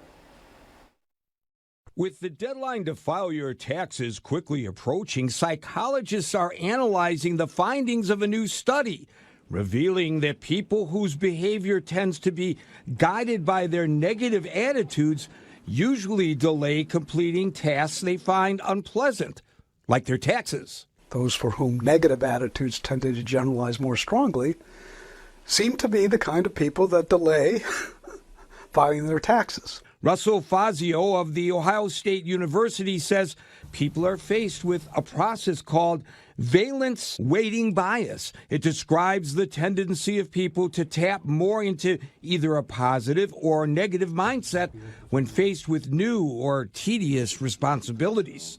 We find that people with a negative valence weighting bias are more cautious. Researchers found those who lean more into their negative thoughts when deciding to file their taxes early wound up procrastinating, even if there was a benefit of receiving a tax refund. It could have been something that had been done, say, over the course of a few days, maybe even a week, but now it's got to be done in a rushed fashion. But having a negative weighting bias is not always a bad thing. When it comes to preparing for a test, for instance, researchers say these types of people are usually more realistic about how they will perform, while people with a positive weighting bias can be overconfident and generate a false sense of security. Gary Baumgarten, Fox News. Gary, thank you. 5:48 is the time. Jim was over here messing around with the solar eclipse glasses. Can I see those again? Absolutely. Okay. Greg handed them to me just a second ago, and it made me think, Greg, wasn't there a test you can do to make sure the glasses you have are legit? And doesn't it have to do with, like, if you hold them up in normal circumstances, everything is supposed to just go black? Yeah. Like, they work.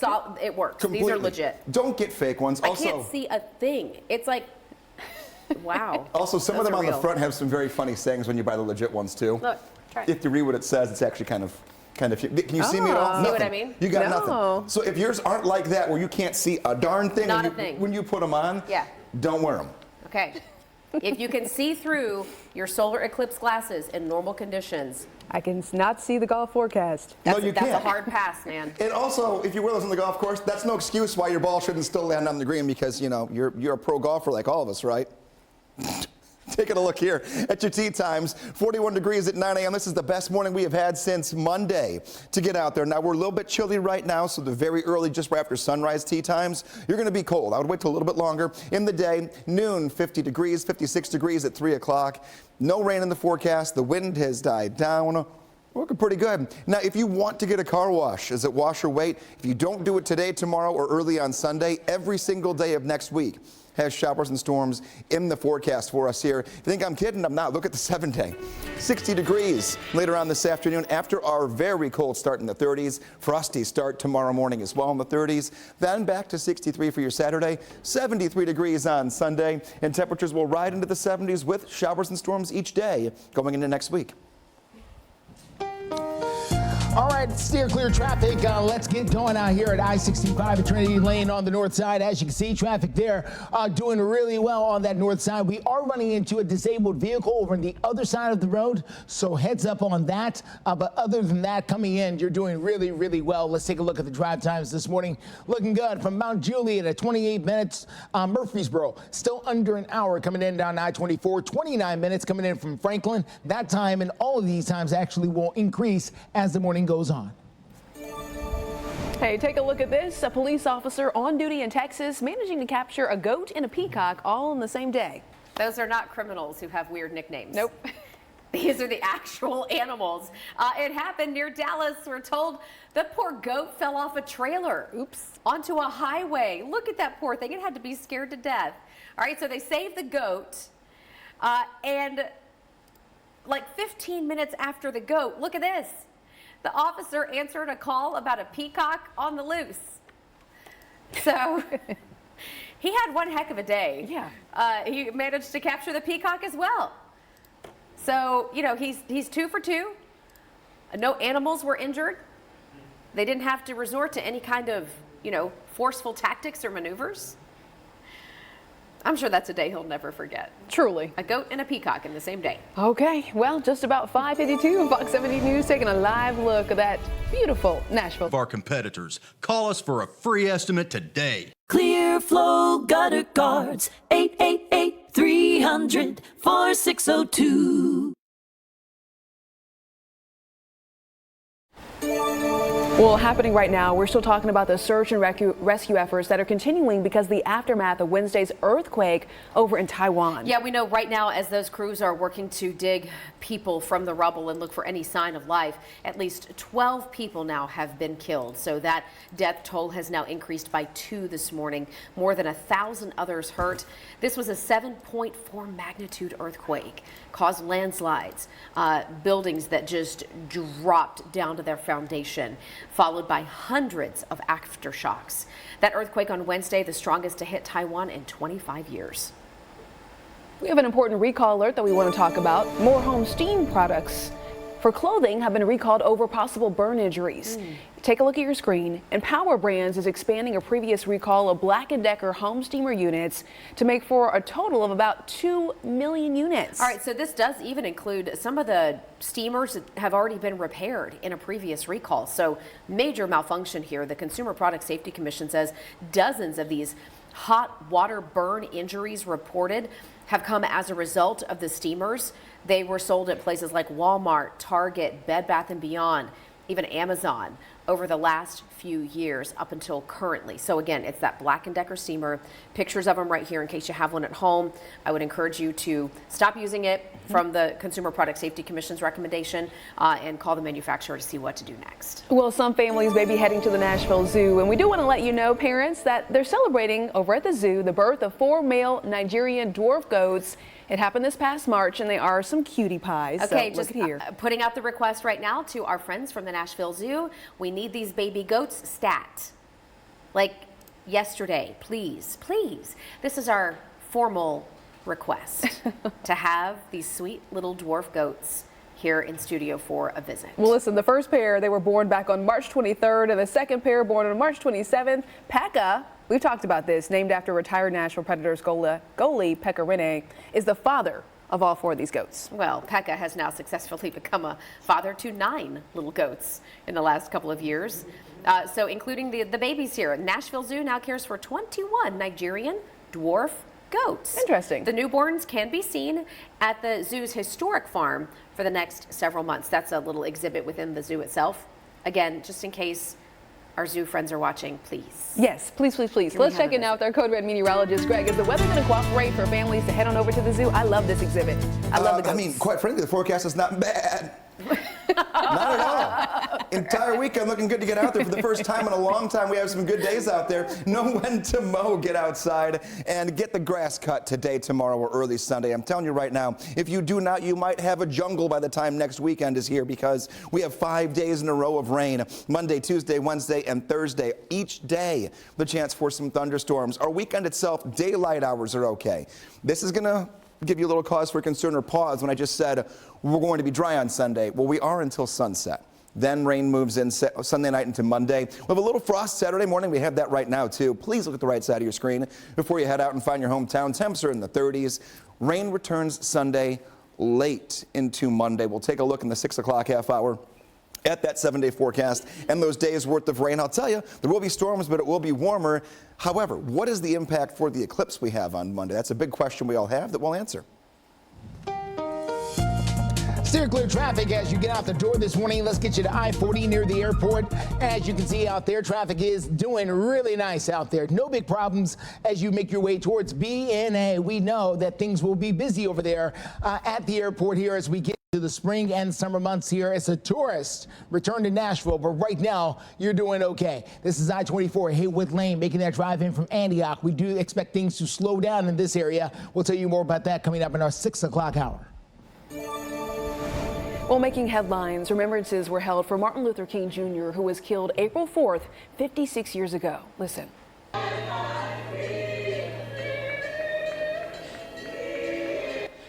All of this happening yesterday. This is at the Lorraine Motel in Memphis. That was the location where Martin Luther King Jr. was shot and killed. We do understand that speaking at his grave in Atlanta, King's daughter said the family is committed to following in his footsteps.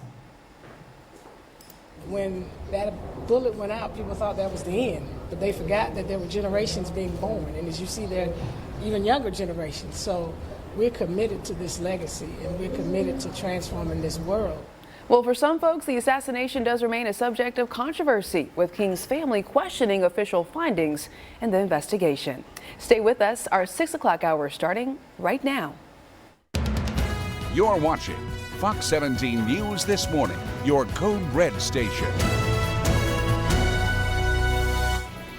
Good morning. The man you see here on your screen facing charges after a woman who happened to be in the wrong place at the wrong time got shot. We've got the latest from investigators new this hour. Coming up, I'll have the latest on a bill that would require parents' approval before their children sign up to social media platforms. First, though, we want to thank you for waking up with us here on a Friday morning for Fox 17 News. I'm Erica Glover. And I'm Jennifer Waddell. Glad to be here for you live and local, as always, through 9 a.m. And we begin right now in Operation Crime and Justice. We've got a man waking up in jail after a woman gets shot during an argument that led to a shooting on Clarksville Pike in Nashville. Metro Police say 18-year-old Jakari Waters was arguing with another man near Little Barn Market before both men ultimately, police say, began firing shots at each other. A woman was nearby and she got shot in the leg. Yeah, so police tell us that this man, Mr. Waters, was seen leaving the scene in a stolen car.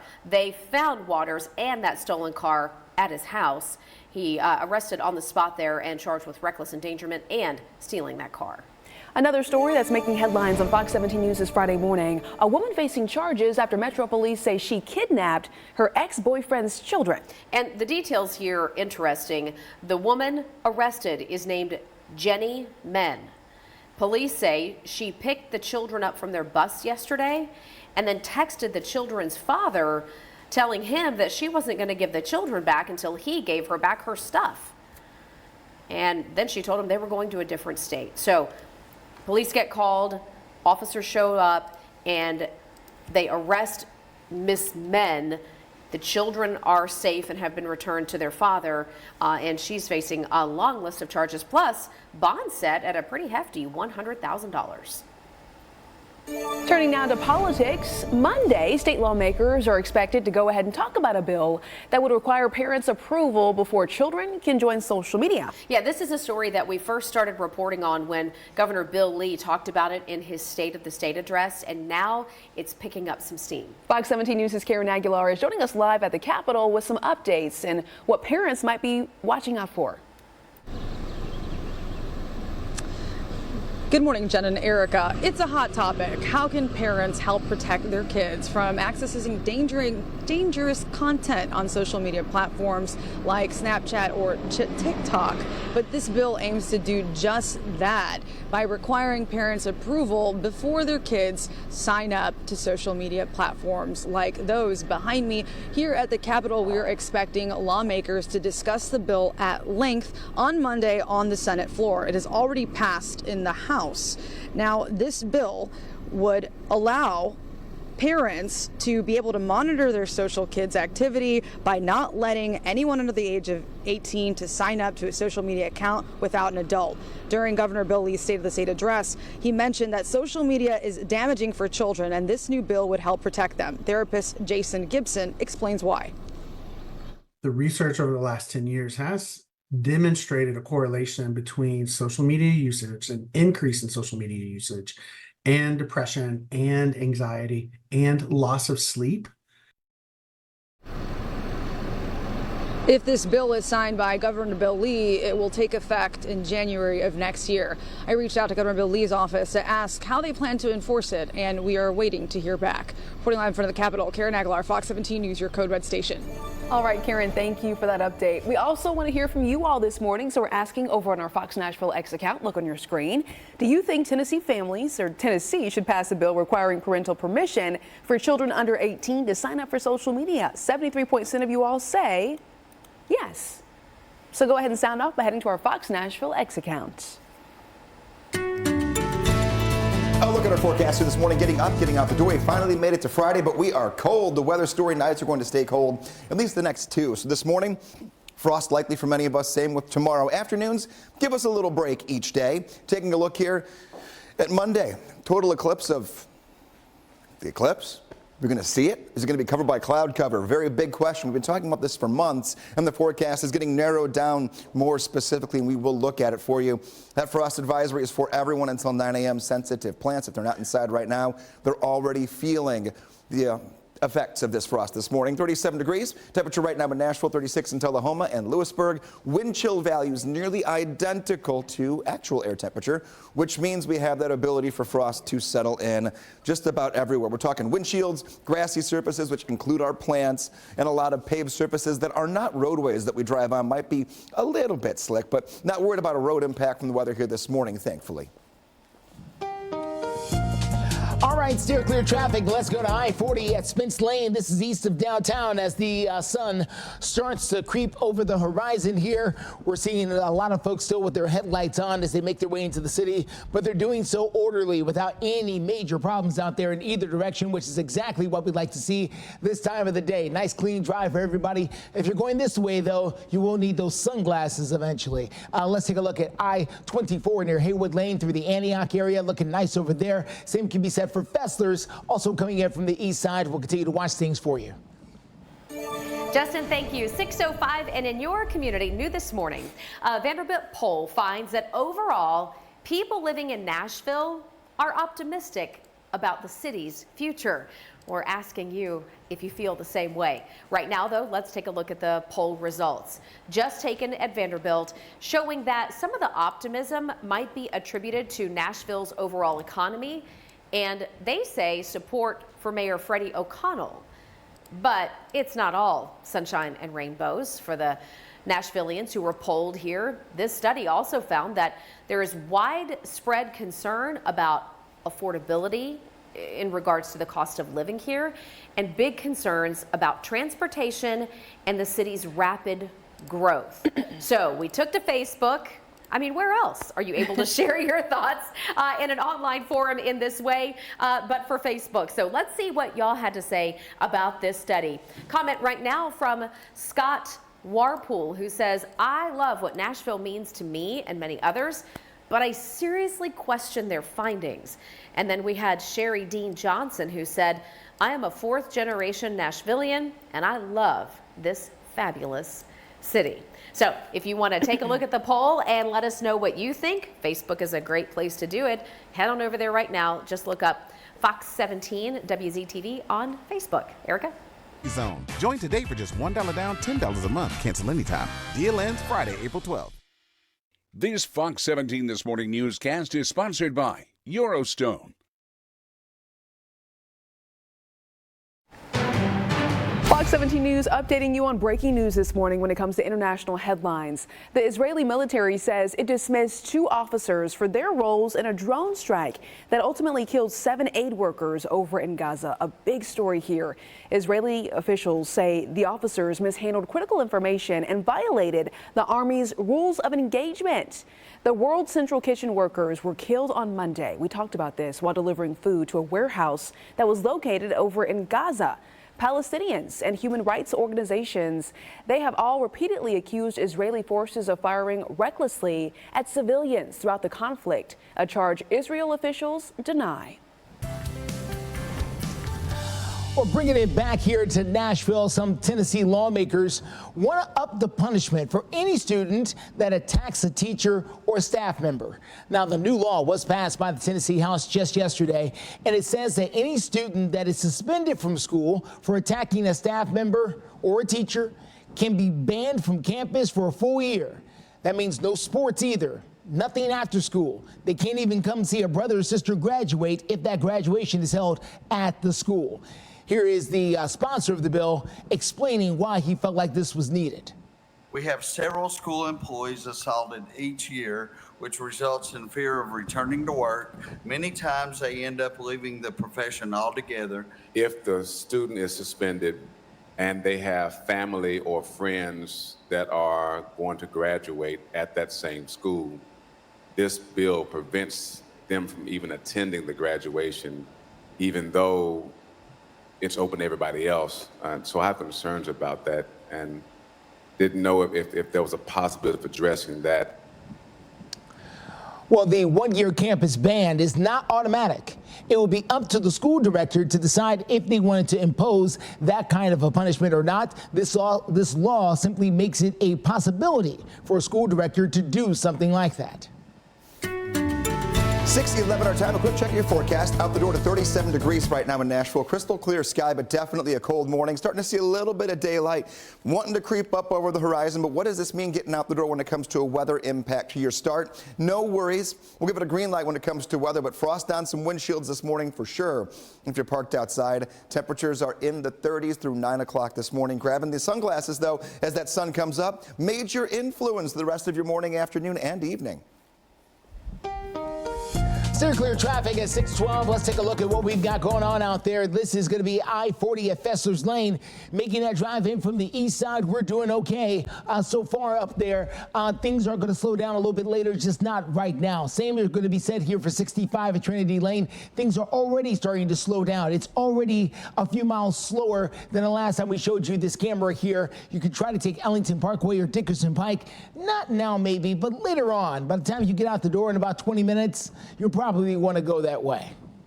Well, coming up, we're going to tell you why Metro Nashville teachers are fed up and demanding some big changes from the board. Off store-wide. Don't miss it. Sale ends Sunday. Electronic Express. We make it happen. This Fox 17 This Morning newscast is sponsored by Southeast Financial Credit Union. 6:14 is the time. We do want to make sure you are aware of this, okay? TDOT is reminding folks that they're temporarily closing this area. It's the I-40 West Bridge at the I-40, I-24, I-65 split on the north side of downtown Nashville. All right, so we have a live look there now from our photojournalist, Madison Spraker. All right, I kind of want to try to set the scene for you best we can. The traffic that you see driving away from us, that is I-65 southbound traffic going into Nashville from north of town. The traffic that's going to be most impacted in this interchange is going to be I-65 northbound traffic. So say you are coming through downtown Nashville and you've got to get on I-65 going north or 40 going west toward Memphis, that flyover bridge is where they're doing the work. All right, and they're going to have to shut down some roads to make repairs to the upgrades along that bridge. The closures are going to start today. They're going to run through Monday. All right, so if you end up in this interchange and you're like, whoa, what's going on here? We're trying to give you the heads up. Okay, at least until Monday. Yes, that's right. All right. In crisis in the classroom, Metro school teachers are putting district leaders, they say, on notice. Some say they're agitated over class sizes and having their planning periods interrupted to serve as substitute teachers. We have heard this complaint from teachers across the mid-state. A lot of them feel like because they're having to do all this extra work with kids around them constantly, they're not really getting the planning that they need. They say they deserve extra pay. Here's Fox 17 News anchor Scott Couch with their story. We have a quorum. I appreciate everyone's attendance. The Metro School Board always gets an earful during public comments, but in this meeting, most of the comments came from within, specifically teachers talking about two hot-button issues, pay and a lack of respect for their planning periods. We need to make sure everybody knows what is going on in our schools, and speaking here at the school board is an important way for us to do that. Cockrell Elementary teacher Mary Jo Cram is among those going on record. She's also secretary-treasurer of the Metro Teachers Union, and she's not alone. Our classrooms runneth over. Charlene Culbertson is a teacher at Schwab Elementary in East Nashville. In addition to frequently losing her planning period, Culbertson complained about excessive paperwork. And on class sizes, Culbertson has a suggestion. Maybe give a stipend for every student that exceeds the classroom cap. 25 kids in a kindergarten room, but more enroll. Let's say $50 per student that comes in over that 25. Doesn't help the lack of physical room, but that teacher gets extra for the extra. And when we're solving, we always undo. Metro teachers are the highest paid in the state with an average starting salary of $54,000 a year. But because of the cost of living here, they say it's still not enough. Can a new teacher afford to live in the community they serve? Can a 5 or 10-year teacher afford to live in Nashville? Can an M&PS teacher afford to buy a home or raise a family in Nashville? A city is judged by how it treats its teachers. That was Scott Couch reporting there. The city's new budget, by the way, the budget year does begin the 1st of July. All right, so teachers urging the school board to work now with Metro Council to try to increase teacher pay again. Right now, the district has more than 600 certified positions open, including 137 full-time teachers that they need filled. Now, Crisis in the Classroom is our commitment to exposing any problems that you see in your classroom. So if you're waking up with us, you're an educator, maybe a staff member at your school, and there's something you want us to look into, that's what we are here for. That's why we have Crisis in the Classroom. Finding the problems and then finding the solutions. We've got the number you can call at the bottom of your screen, 615-266-4149. You can also email us news@fox17.com. We are continuing to get some more updates about earlier this week, the code red weather alert. So we're taking a look at the damage left behind across the Midwest from, again, Tuesday's severe storms. Now, those storms were so strong that winds ripped the roof off of an Ohio elementary school. Look at this. Oh my gosh. You can see what's left behind of the classroom. Imagine if students were in there. The storms hitting Fairland West Elementary, that's over in Proctorville. No injuries, thankfully, were reported. You know what stands out to me here, Erica, is looking at the board that the teacher created that says, "Don't stop until you're proud." Yeah, those students and teachers were on spring break when this happened. The superintendent says the school will not be opening in the near future and students will now be moved. As you might imagine, by looking at this, they got to get moved to other buildings. Oh, thank God that they weren't there. Not there and on spring break at the time. What a miracle. All right. Speaking of the weather, let's send it over to Greg right now and see how things are looking for our Friday. Yeah. For starters, Erica's got to throw out the first pitch tonight at the Sounds. You mean? Well, then I'm changing my graphic. Hold on. I got it. I'm ready. You have that. Well, you're going to need this too. Oh, well, thank you. So, I mean, you can't go unprepared. I'm just saying. You got All right. the jersey? I practiced in the backyard yesterday. Official. I'm ready. How'd it go? It went well. Good. I mean, my husband could have been lying to me, but he said this was pretty good. Erica. That's a smart man.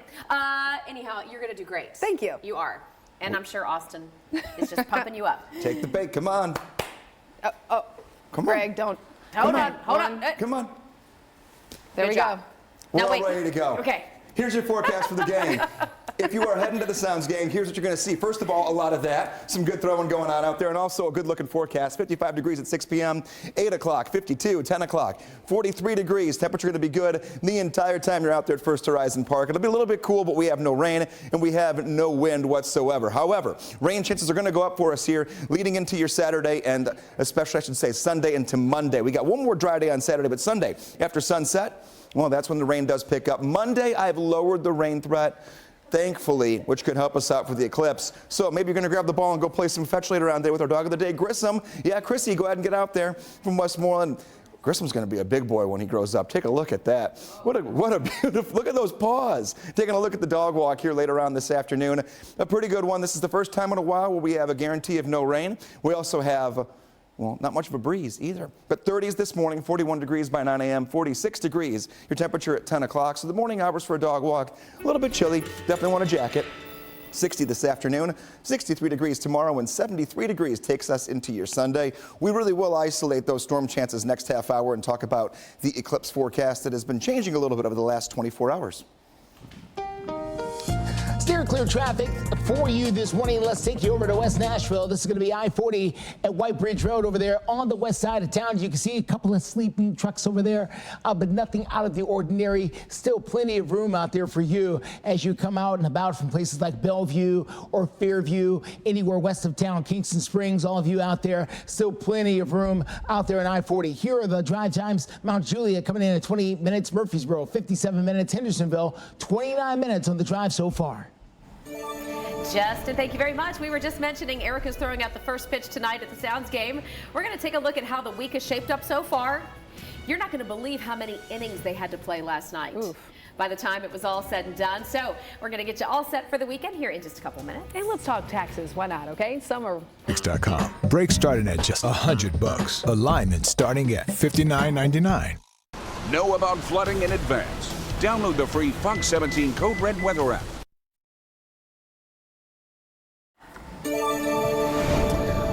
All right, everyone, 6:24 is the time. The Nashville Sounds playing their third home game of the season. This is after a very stormy start to the season on Monday night. They did get a win Tuesday night. They got a loss.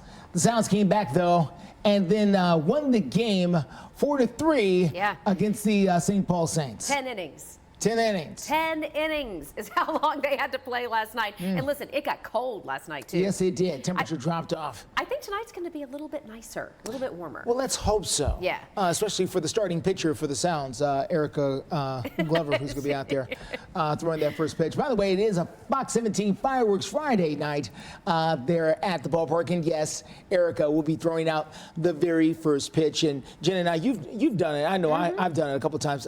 Mine went so well, I don't want to do it again. Oh, okay. That's how well mine went. Wow. I'm scared to do it again. See, mine have always just been mediocre. Okay. I had my son do it one time.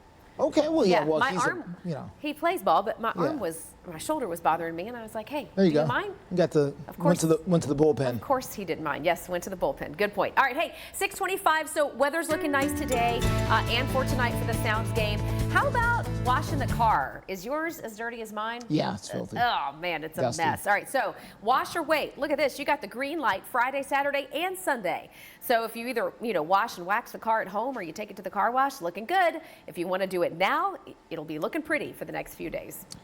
You get a green light all 3 days. You can watch it 3 times. Wash it 3 times if you want. Yeah. Let's take a look at your steer clear traffic out there this morning. The reason why you want to wash it is because you've been out and about in them streets out there. That's I-24 at Waldron Road as you make that drive in from Rutherford County. As you can see, traffic out there doing fine. Something about Fridays and this drive down I-24, it almost takes time off. I don't know what it is, but it's lighter typically on Fridays coming down I-24 from Memphis. Unsure exactly why that is. All right, other sides of town include this drive on 65 at Trinity Lane. This side almost never takes a day off. Always slow and getting slower as we move towards the 7 o'clock hour, 6:30 half hour. We'll continue to give you updates. All right, 6:26 right now. I know it's not fun to do your taxes, but they say there are just a few things certain in life, and this is one of them. So, deadline to file coming up April 15th. It's right around the corner. And it's interesting because psychologists say there are some specific reasons as to why people put off doing their taxes. Now, researchers say people are faced with a process called weighted bias.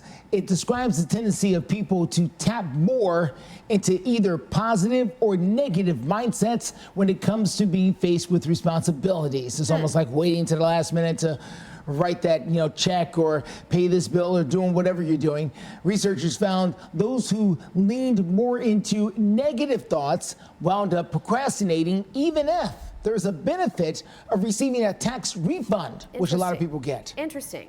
But having a negative bias is not always a bad thing. They say when it comes to, say, preparing for a test, for instance.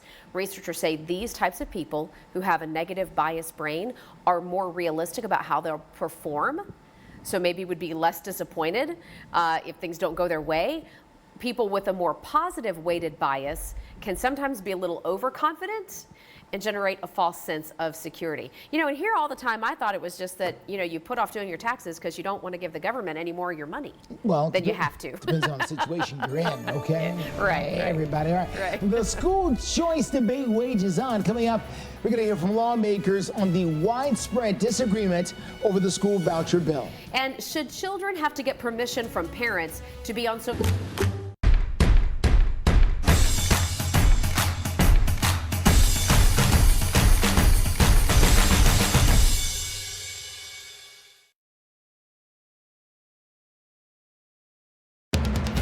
You're watching Fox 17 News This Morning, your Code Red station. Good morning. Right now on Fox 17 News This Morning, big question, will Tennessee get a school voucher plan? The clock is ticking for lawmakers to pass a school choice bill. We'll tell you where it stands this Friday morning. And right now we're showing you a Friday morning sunrise. Look at the screen. We're off to a very chilly start, but warmer temperatures for this afternoon heading into the weekend. We'll have your full forecast. Thanks so much for joining us here for Fox 17 News This Morning. I'm Jennifer Waddell. And I'm Erica Glover. Thank you for joining us on Fox 17 News, your only local news source from 7 to 9 a.m. All the way up from 4 to 9, I should say. We're going to start right now in crisis in the classroom because state lawmakers, they say the legislative session is going to wrap up before the end of the month, but they have a question that they're asking parents that might get their attention. Yeah, are we going to get a school voucher plan in Tennessee? In other words, will school choice be an option for families? Might want to put their kids in private school or who might want to go to a different school district that's out of their zone. All right, so we've got 3 versions of this bill right now. We have a House version, a Senate version, and the governor's original proposal. We have some Republicans who feel like this will become a law eventually. Democrats say they're not so sure about that. The school voucher bill, also known as the school choice bill, as I just mentioned, would give families the choice to send their children to private school with the help of vouchers, or one of the plans would also allow parents to send their children to a school district that's totally out of their zone. So we're hearing from different perspectives here. We have Representative William Lamberth who's speaking out about this, but we also on the other side have Heidi Campbell. Listen to what they have to say about this. It's too hard for the House and the Senate to reconcile these two bills because they're so different. So I cannot believe that we could get that done in 2 weeks when we're supposed to be closing down session. When you look at the different topics that are in this bill, actually the House and Senate, in my opinion, have never been closer together on this, and those conversations are going extremely well. Well, in the House, this bill has not been heard in committee in a few weeks. It's a story we'll continue following here on Fox 17 News and have all those updates. And good morning. Time right now is 6:53. Looking at our forecast, and what's new this morning? Waking up is, well, it's even colder. Go figure. Last 2 mornings were cold. This one, it takes the cake. We have frost advisories in effect for everyone until 9 o'clock this morning, and there's still one more day of some frost ahead of us. If you did not cover your plants last night, and you have a chance to bring them in right now, they're already getting the effects of the cold, but you'll save at least a little bit of damage. Mornings will stay cold until the end of the weekend. Afternoons, not bad. We're all clear for code red. No storm threats when it comes to severe weather. Anytime this weekend, our frost advisory on the map in that bluish gray shade for absolutely everyone. So we're all in the same boat together, waking up to temperatures that are in the 30s, 37 degrees in Nashville, 34 in Dickson, 34 degrees in Clarksville, 33 in Linden. All of our neighborhoods in the 30s. Wind chills right near where our actual temperature is at. That's why it's let us slide into that frosty situation this morning. Looking at a warming trend into the weekend. It's a little one, but it's there. We'll be up near 60 degrees this afternoon, 63 degrees tomorrow, and then we'll take our way up to 73 on Sunday. And then, yeah, the lightning bolts and the storm clouds roll in periodically through late Sunday into Monday and more aggressively on Tuesday and Wednesday. We'll talk that late weekend storm chance coming up here in a few minutes. Steer clear traffic for you this morning. Let's get you out to I-40 at 46th Avenue there on the west side of town. We're looking good as you make that drive through the Nations this morning. No big holdups in either direction here so far. We are looking for that traffic to start to pick up here as we cruise towards our 7 o'clock hour. But in all reality, haven't found a lot to cry about this morning. Here's I-40 on the other side of town near Fester's Avenue, or Fester's Lane, excuse me, coming in from that east side. Slow pockets here and there, slow lanes, couple of potholes, but nothing to really slow you down in a significant way. We'll continue to watch the roads here for you. Justin, thank you very much. 6:35 right now. Looking ahead to Monday, we have state lawmakers who will talk about a bill that would require a parent's approval before their children could get on social media. Yeah, it's a story we first brought you after Governor Bill Lee's State of the State address, and now it's closer to potentially becoming law. We have Fox 17 News reporter Karen Aguilar giving us a breakdown from the Capitol. Good morning. The bill was scheduled to be discussed at length on the Senate floor yesterday behind me here at the Capitol, but was tabled until Monday. The bill that would need social media companies to get parents' approval before anyone under the age of 18 joins any platforms also now has some new sponsors. The bill passed in the House floor in March and is now waiting to be passed in the Senate before it becomes law. In Governor Bill Lee's State of the State address, he mentioned that study after study proves that social media is damaging for children, could lead to depression, anxiety, and loneliness. Therapist Jacob Gibson agrees, but says that might not be enough to stop children from getting misinformation and ideas from social media. Questions about those that are already signed up come to mind, along with children finding a way around it. And eventually kids will figure out a way around it. So no law or no technology tool will take the place of good parenting, but what it will do is it will give parents the tool to really be able to be who their child or teenager needs.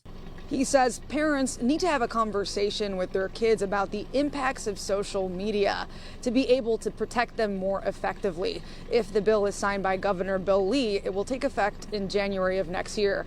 I reached out to Governor Bill Lee's office to ask how he plans to enforce it, and we're still waiting to hear back. Reporting in front of the state capitol, Karen Aguilar, Fox 17 News, your Code Red station. Karen, thank you. After the death of aid workers over in Palestine, the pressure is on for the Biden administration. We're going to tell you what the White House has to say about protecting civilians over in Gaza. And at 6:37 right now, we've nailed it. Looky, looky, looky. Here comes Cookie. Cooks Pest Control. Injured? Call Morgan & Morgan. For the people.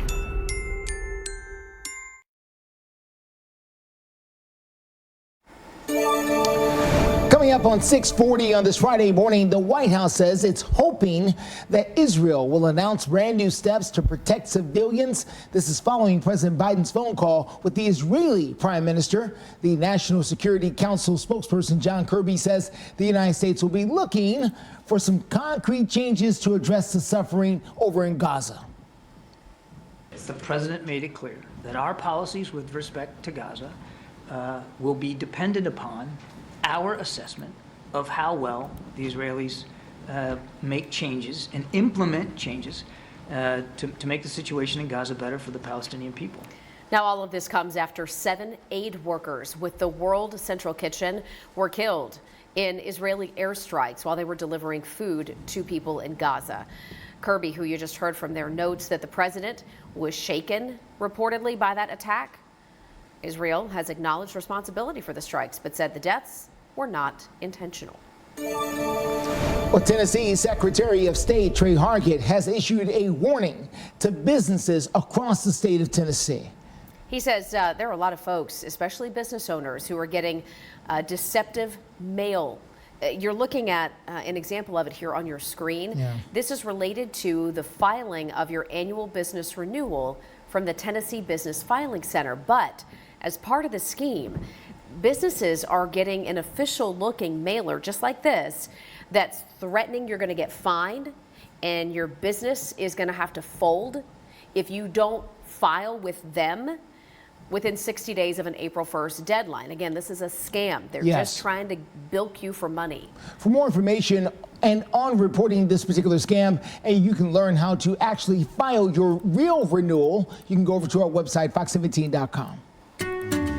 Here we are, 641, taking a look at your forecast. Let's just fast forward through Sunday into Monday and what the eclipse could mean for us when it comes to the weather. This is Monday at 8 a.m. A few showers and storms exiting the area. Cloud cover lingers by 2 p.m. This black line is the area of total eclipse, so we're just outside of it. The cloud line almost directly over Nashville in terms of the breakage of clouds going off toward the west. We have to watch it very carefully. We're really going to be hit or miss if we can catch that eclipse. Now, curious question, how far away from the Earth is the sun? 93 million miles, 123 million miles, 93 billion miles, or 123 billion miles away? The answer coming up in the next check of your forecast.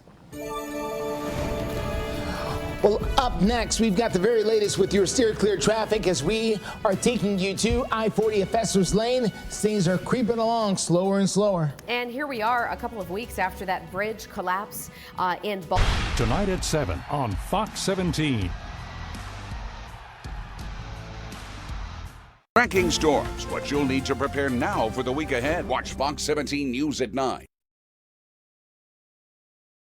We have a story out of Florida that is making headlines this morning because one person is dead and 3 others are hurt. Take a look at your screen. When a crane partially collapsed and then fell on a bridge yesterday, this was down in Fort Lauderdale. Yeah, that crane operator was in the process of lifting the top portion of the crane when it fell. 2 people went to the hospital. A 3rd person didn't want treatment there at the scene, but a worker who fell with a load from the side of a building ended up dying as a result of all this. They are investigating to find out what went wrong to cause all of this. Man, just a sad story there. We're also getting some more updates out of Baltimore, and happening today, President Biden is traveling to Baltimore after the deadly bridge collapse earlier last week. So still getting some more updates about how they're moving forward. Yeah, so Mr. Biden is expected to make that short drive from D.C. to Baltimore to meet with some of the family members of the 6 construction workers who died when the Francis Scott Key Bridge collapsed. According to the White House, Mr. Biden expected to meet with state and local officials to take a look at the wreckage. Now, since this all happened, crews have been working around the clock to remove portions of that bridge. Right here in Middle Tennessee, though, we're talking about the high cost of homelessness and how city leaders are being pushed to do something about the homeless folks who are living right along the banks of the Cumberland River downtown. And we're getting a new perspective of just how much trash is in this area. There might be some homeless encampments that you've seen around Nashville at different intersections, but have you ever seen this? An ongoing issue along the banks of the Cumberland River. Have you ever seen that much trash like that in Nashville? It was kind of a new perspective for us when we sent our crews out to get video here. All of it being highlighted as a result of the disappearance and then the death of missing college student Riley Strain. We have all kinds of community activists now who are saying something has got to be done, including Metro Councilman Jacob Coupin calling for fencing along the river to keep the homeless community out. Yeah, listen to what he had to say about this issue. They've already been working on, these efforts pertaining to litter, pertaining to housing, pertaining to security, all that. After Riley's disappearance, I engaged in kind of more urgent conversations around that riverfront area. Councilman Coupin says that Metro Parks and Nashville's Department of Transportation, they have both, he says, taken measurements for fencing in this area. The Department of Homeless Services also says they're working on wraparound services for folks who are living in these homeless encampments. It's a story we'll continue covering. You can count on it right here on Fox 17 News this morning. 6:45 right now. Let's get a check of the forecast as you're getting ready to head out the door. Maybe take the kids to the bus stop, or you're going to drive into work this morning. How's it looking, Greg? Need the sunglasses here? We're cold.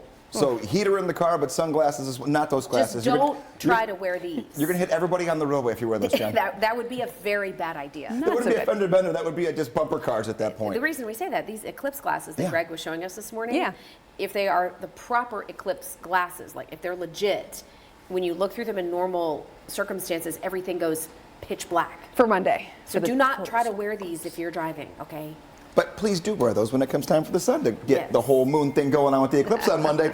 Taking a look here at your forecast. We mentioned the kids getting to the bus stop this morning. You definitely want to have layers this time around. We have frost out there in some areas. 39 degrees at first bell. Cold the entire morning. 56 later on after school. Temperatures hitting right around 60 for a high just after the kids are getting home. So what does that mean if we're heading out for any after school sports? What it means is we're going to have cool but not terrible temperatures. 2 days ago we had rain in 50s. Yesterday we had wind in 50s. Today we just have sun in 50s. So we've had minor improvements throughout the entire last 3 days. Now back to the entire Earth-Sun situation.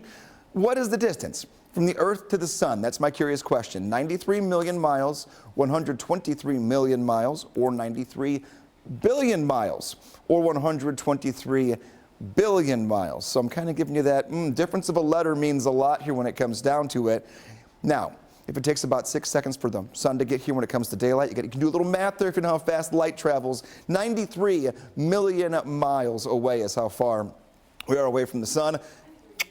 Come on, go. There it is. Taking a look here. If you're golfing later on today, tee off, and if you hit the green just like that, good. If you don't, it's not because of the wind. We don't have any. 41 degrees at 9 a.m. for your tee time, 51 at noon, and 56 degrees at 3 o'clock will be your temperatures if you're hitting the golf course later today. If you've been itching to get outside, it's a good day for it. We're up to 60. 63 tomorrow, and then 73 on Sunday. That's it then. We go back to showers and storms on and off for all of next week. Weather Window, presented by the National Weather Desk. Wicked weather dumped snow on parts of the country this week, including Albany, New York, and in Maine. This school football field near the Ohio River looked more like a swimming pool after rainfall led to flooding. In West Virginia, Wheeling Island sits in the river, which started to overtake streets, fields, and appeared to turn clusters of homes into their own tiny islands. For more content like this, like the National Weather Desk on Facebook. All right, everyone, let's get to your steer clear traffic this morning. Let's get you to I-40 at 2nd Avenue there on the South Loop.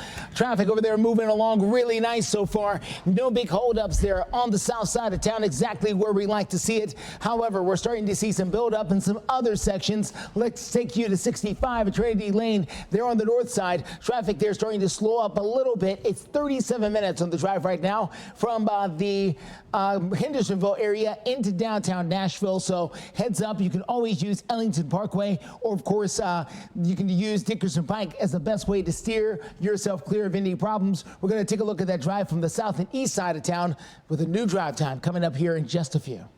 Justin, thank you. Now, just before the break, you were talking about these solar eclipse glasses. Yes. And we know that some folks are unfortunately under those winter weather alerts through Friday. So parts of the Northeast bracing for the weather, and that might not be the best to watch the total solar eclipse. It could be a little tough for some folks. In fact, you know, Erica was mentioning 8 million people projected to try to watch this thing in the path of totality. We have Jen Sullivan with the details now on the storms, how that could impact travel, and the ability to see that eclipse. A late-season nor'easter bearing down on parts of the Northeast Wednesday night. This storm dumping several inches of snow on parts of northern Maine and New Hampshire. The powerful winter storm knocking out power to more than 500,000 people. Maine's governor tweeting Thursday morning, warning drivers to stay off the roads. This same system causing flooding in coastal areas in Massachusetts. As residents dig out from this storm, they're about to be slammed again with more snow. 8 million Americans across the Northeast are under winter weather alerts heading into Friday. The National Weather Service says higher elevations of Maine could see another 2 feet of snow. This has been a wild week for weather. Tuesday night, millions of Americans were slammed with severe storms and even tornadoes. In Kentucky, multiple tornadoes caused widespread damage. Kentucky Governor Andy Beshear touring areas impacted Thursday. Our utility companies and their workers have done a really incredible job given the widespread damage to get people up and running again. All of this wicked weather coming just solar eclipse on Monday. Some places are expecting millions of visitors. AAA warning drivers to expect more traffic as Americans travel to areas where the total eclipse will reach totality. The FAA telling air travelers to expect delays at airports. I'm Jen Sullivan reporting. Jen, thank you. Just ahead, new additions at the Nashville Zoo. how their namesakes honor some Nashville goats. And still to come here on Fox 17 News this morning in our 7 o'clock hour, continuing coverage of a hot topic here in Tennessee and a heated debate. Money. Get the Fox 17 News app now. Instant alerts the second news breaks. Watch Fox 17 News anywhere. Download the Fox 17 News app now. Good morning and welcome back to Fox 17 News this morning. U.S. Treasury Secretary Janet Yellen is in China right now, where she's meeting with officials trying to avoid open conflict with the U.S.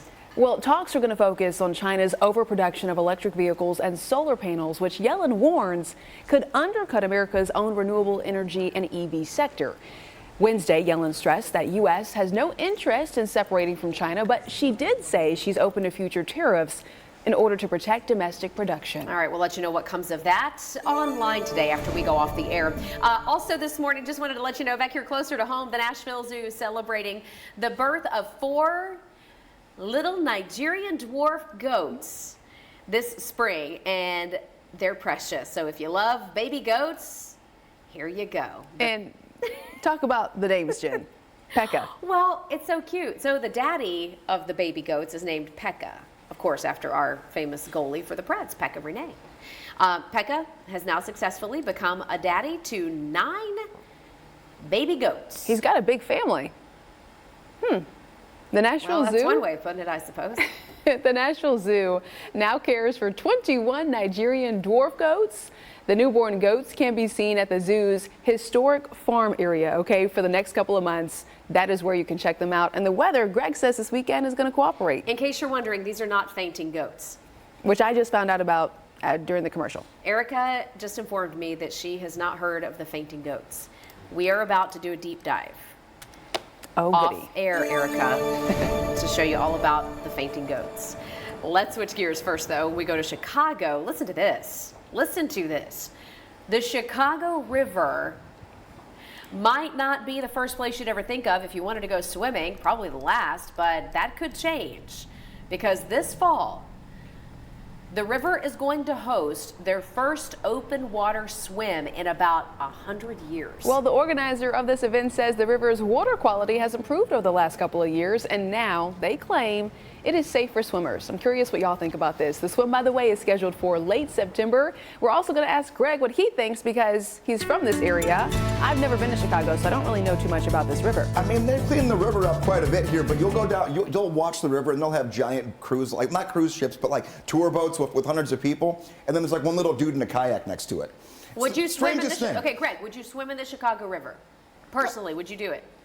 No. Greg, okay. I like a lazy river where I'm in an Greg inner says tube, no. Jen. Justin, would you ever swim in the Chicago River? No. That is a hard no from Justin. It's a hard no from both of us. However, I would like a slice of Chicago deep dish pizza. Today's deep dish pizza day. I'm not even making that up. We can't make these things up in real time when they just happen like that. So if you want some pizza for lunch, there you go. There's your excuse. 60 degrees this afternoon. Frosty morning, sunshine later in the day. Actually, I'm kind of like a fainting goat when I see a piece of deep dish pizza, to be honest. The excitement goes through the roof. Taking a look here this weekend. Saturday, some AM frost, plenty of sun for your Sunday, up until about sunset. Then we work into our next chance for a few showers and storms, and those are going to linger into next week. That could put a damper on our eclipse viewing. We'll take a look at that as we go into our 7 o'clock half hour. Steer clear traffic time right now, just about 7 o'clock. Heads up. We got a crash. This is I-24 at Old Hickory Boulevard in Antioch. Now, this is a known slow zone for your morning commute. This does look to be inbound to Nashville. This is I-24 westbound at Old Hickory Boulevard. We can see several cars involved. TDOT, first responders on the scene.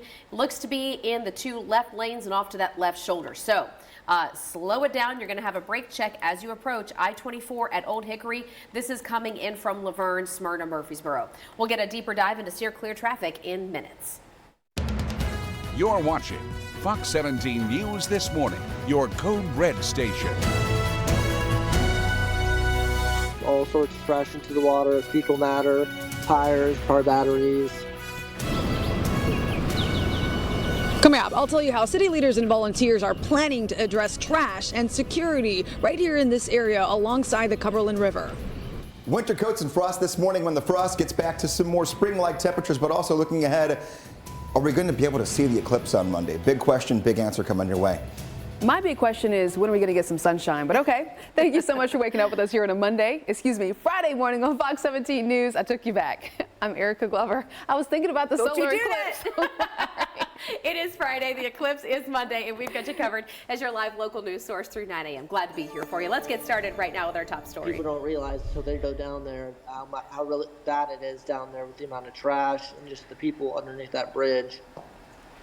So much trash, and with the rise of homelessness in Nashville, there are concerns about trash and safety when we talk about those homeless camps that are along the Cumberland River downtown. Yeah, this story really came to light after the disappearance and then the death of the Missouri college student Riley Strain. For the latest this morning on the efforts to do something, Fox 17 News reporter Karen Aguilar joining us live. Good morning, Karen. Good morning, Jen and Erica. Councilman Jacob Coupin says there's a resolution on the Metro Council's agenda to talk about trash and security right here on Gay Street alongside the Cumberland River. Take a look at some of the trash we're already seeing behind me, and we've also seen multiple people experiencing homelessness just laying here on the streets. Not to mention, the safety of being on the riverfront has been called into question after University of Missouri student Riley Strain was last seen in this area. His body was later found in the Cumberland River. Coupin says Metro Parks and NDOT has already gone out to get measurements for fencing, and the Office of Homeless Services is working on wraparound services for the unhoused. Listen. They've already been working on these efforts pertaining to litter, pertaining to housing, pertaining to security, all that. After Riley's disappearance, I engaged in kind of more urgent conversations around that riverfront area. Volunteers tell Fox 17 News that they are tired with the city's lack of action, and they will be doing some cleaning themselves this weekend right here in this area alongside the Cumberland River. Reporting live in Nashville, Karen Aguilar, Fox 17 News, your Code Red station. Karen, thank you. And Fox 17 News, we do want to make sure that you know we are digging into the high cost of homelessness. If you would like to catch up on previous coverage that we've been doing for about 3 years now, you can do that by going to our website, fox17.com, and searching homelessness. I don't know if you all caught it, but Erica tried taking us back to Monday about 2 minutes ago, and this was the look on my face. Great. It's Friday. It's Friday. Happy Friday. We've made it all the way through the week. You've endured thunderstorms. You've gone through frost. You had flurries in the plateau. It's all smiles from here on out for the rest of today. A little frost for the next hour, and then everything goes into a sunny 60-degree afternoon. We are waking up in the 30s, though, so winter coat for right now. But we had that same scenario yesterday, and it's the same deal tomorrow, waking up in the 30s one more time. Those warm afternoons are going to feel great, though, with all the sun we're going to see. This is our frost advisory for everyone all the way through 9 a.m. across all of Middle Tennessee and Southern Kentucky. Temperatures, though, are already starting to climb. We've gained 2 degrees in an hour. Doesn't sound like much, but that still gets us close to 40 already in Nashville. We're up to near 50 by lunchtime, and then we will hang out in the upper 50s to right near 60 throughout the afternoon. Taking a look at your 7-day forecast, the gradual progression of temperatures getting us through the weekend. 63 tomorrow, 73 on Sunday. Storms do move in by the end of Sunday. The latest timeline of when they arrive and how much of our Monday could be on the stormy side, because that is Eclipse Day, coming up in your forecast. Justin? Steer clear traffic at 7:03. Let's take a quick look outside if we can. This is going to be I-24 at Old Hickory Boulevard coming through the Antioch area. You can see Metro Police there on the shoulder of the road. TDOT there dealing with a multi-car accident coming out of the Murfreesboro area. The best way to steer clear is using Murfreesboro Road itself. And yes, this is coming inbound. Let me show you what it's doing to that drive time coming in this morning. Right now, these did not take on the update, but I can tell you what they are manually here. Around 33 minutes here on I-40 coming in from Murfreesboro. 57 minutes. No, it's more like 65 coming in from Murfreesboro, and a cool 37 minutes making your drive in from the Hendersonville area this morning. Again, that drive down I-24 is going to be the slowest spot so far this morning. Hopefully crews can make quick work and get this out of here. Justin, thank you very much. 7:04 is the time right now. Operation Crime and Justice, the man you see here on your screen, waking up this Friday morning behind bars after a woman who was in the wrong place at the wrong time got shot. This all happened on Clarksville Pike. Now, Metro Police say 18-year-old Jakari Waters got into an argument with another man near the Little Barn Market on Clarksville Pike before he and another man started firing shots at each other. And that's when a woman, just who happened to be nearby at the time, got shot in the leg. Police say Waters was seen taken off in a stolen car. Police later found him along with that stolen car at his house. Waters arrested, facing all kinds of charges here on this Friday morning now. And we go to Williamson County, and an unfortunate accident claims the life of a person working there. Emergency crews tell us that person died when a tree fell on him while they were clearing some land on Garrison Spring Road. The victim, we understand, rushed to Williamson Medical Center, but doctors could not save the person. As we learn more about this story, we'll be sure to bring you those updates. All right now we have a scam alert that you need to listen up to. Tennessee's Secretary of State issuing a warning to business owners across the state. It's all about a deceptive mail scam. Take a look at your screen when it comes to the filing of annual business renewals from the Tennessee Business Filing Center.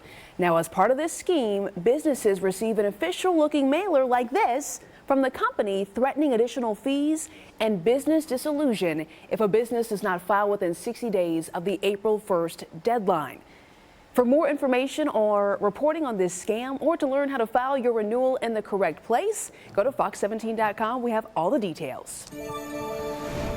Well, we are less than 3 weeks away from the upcoming NFL draft, but the Titans are not waiting to make some big changes. A lot of these players you see on your screen right now, they're not going to be here.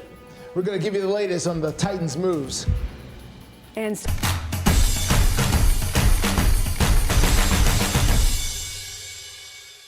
This Fox 17 This Morning newscast is sponsored by Tennessee Home Buyers.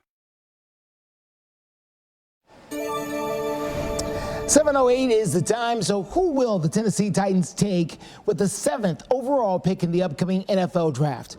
Well, we will know for sure in less than 3 weeks. That's when the draft will be taking place, 3 weeks from yesterday. The Titans have already signed a brand new center, 2 brand new defensive backs, a linebacker, and a backup quarterback, along with a star wide receiver. Now, the Titans general manager says there's still plenty of work for them to do. But we're going to, like I just told TD, we're going to continue to look to bolster up front.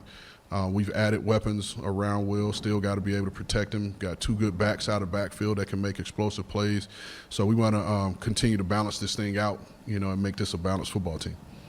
Now, the Titans do have the 7th and 38th pick in the upcoming NFL draft. Most of the draft experts do expect them to draft an offensive lineman or even a wide receiver. Hey, look at our forecast here at 7:09. Taking a look at just getting out the door here this morning. It's a cold start. You definitely want to grab the coat before you head out. And you may have a little frost on your windshield here if you're not parked in the sun. If you're still in a shady area, there could be a little bit on the windshield. 38 degrees. Your temperature going into 8 o'clock, 41 at 9, and 46 degrees at 10. And this is a big day for travel here. Friday always is for us. Airport looking okay. 41 degrees goes to 51 at noon, 56 degrees at 3 p.m. A couple of clouds on and off. No rain here in Nashville today, and honestly, couldn't look much better for a start to the day. Limited flight delays, only 11 of them right now coming out of or going into BNA. 39 degrees, going to keep us cold, up to 60 later on this afternoon. Coming up in the next check of your forecast, we'll look ahead to the entire weekend and a fairly rainy pattern next week, starting very late Sunday. We'll look at future track and time it out. Well, coming up next, we've got the very latest on your steer clear traffic as you look at that slowdown there at I-24 near Old Hickory Boulevard. This is in the Antioch area. We're going to tell you how much longer that could be a problem for you. Also up next, the clock is ticking for lawmakers to pass a school choice bill. Local independent train dealer. It's hard to stop a train. Visit DairyberryAC.com today and schedule a visit. Dairyberry Heat and Air, making customers for life. Welcome back. 7:13 is the time, and new this Friday morning. A woman is facing charges after Metro Police say she kidnapped her ex-boyfriend's children. Well, her name, Jenny Min, and police say she picked the children up from their bus yesterday and that she then texted the children's father, telling him that she would not return the children until he gave her back her belongings, and going on to say they were going to a different state. Well, officers say a services detective then got involved and she ended up returning the children to the father. She is now facing charges, serious charges when it comes to kidnapping and being held at a $100,000 bond. 7:14 right now. Hey, in your voice this morning, we're taking another look at how you feel about the homeless problem in Nashville. We've been telling you all morning long about the latest push trying to get city leaders in Nashville to do something about the homeless encampments along the banks of the Cumberland River in the heart of downtown Nashville. You know, you think about it, this is our tourist district. It's a big money-making place, and with so many concerns about crime and the homeless crisis, there are so many people who have said something's got to change. So let's see what you had to say about it. These are some of your comments over on our Fox 17 News Facebook post. Kathy Dawes says, this is absolutely unacceptable, Nashville. Melanie Foster, this is reality in every big city. We have Angela Watkins who said, this is unacceptable. Janie Block, terrible. Eileen Jones said, the city needs to make this a priority and clean up Nashville. Disgusting. We know that this is an important topic for so many of you. And listen, it's not just along the banks of downtown Nashville.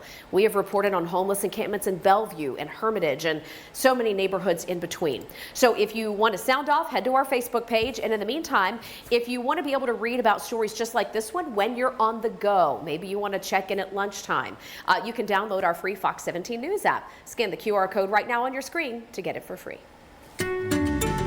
7:15, a look at your forecast, and we're bringing one of our friends here this morning to help us out. We have our dog of the day. We have Grissom, who was sent in by Chrissy from Westmoreland, and taking a look here.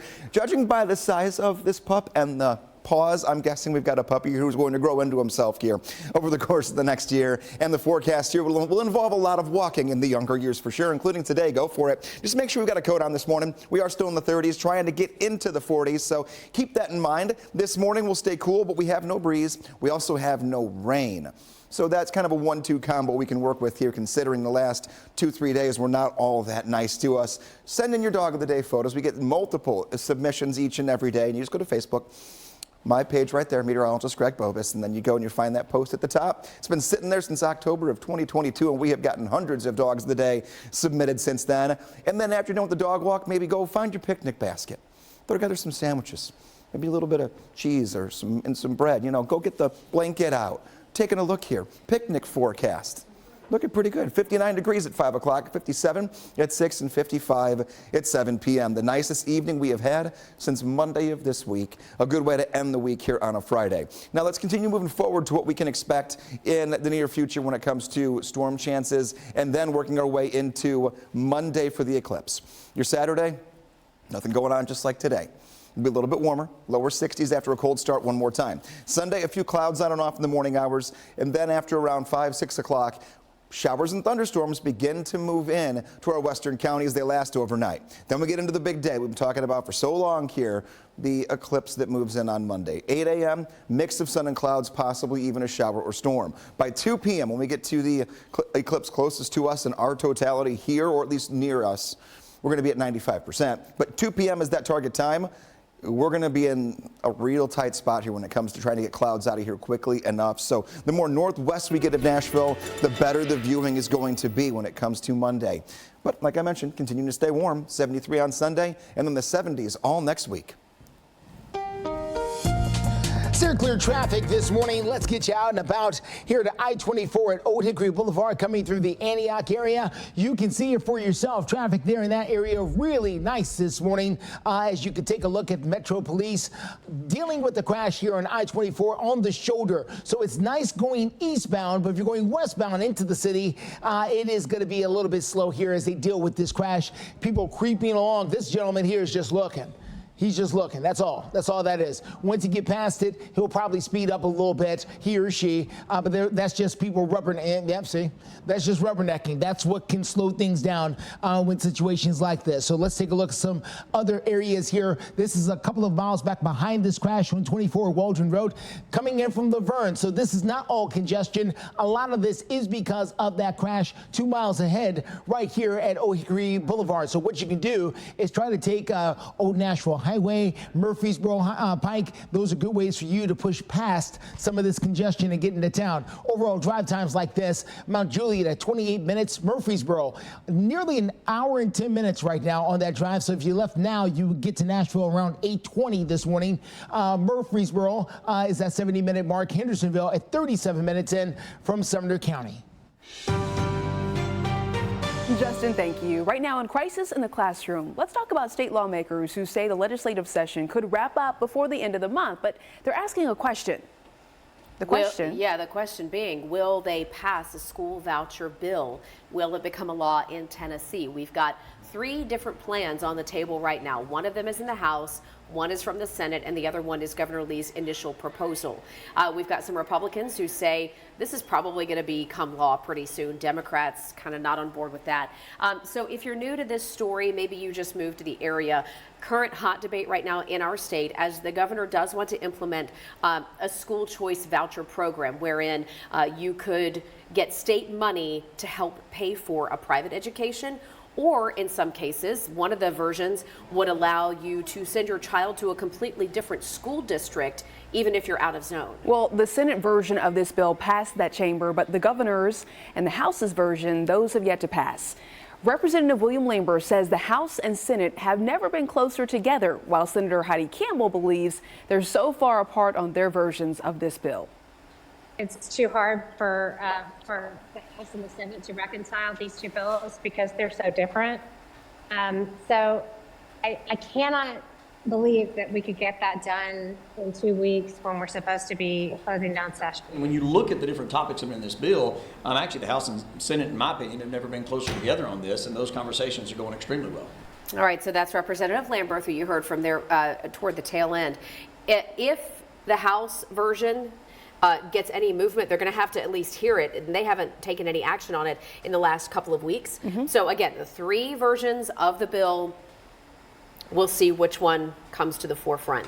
In the meantime, this is part of our Crisis in the Classroom coverage, and if you have a story you think we should do, you can reach out to us anytime. News@fox17.com or calling the number at the bottom of your screen. Predicting the perfect storms. The 2024 Atlantic hurricane season not here yet, but already forecasters are talking about what records, unfortunately, we could be reaching. Lowest prices in over 5 years. Hundreds of ice sponges in stock now. Patio sets up to 60% off retail. Home.com.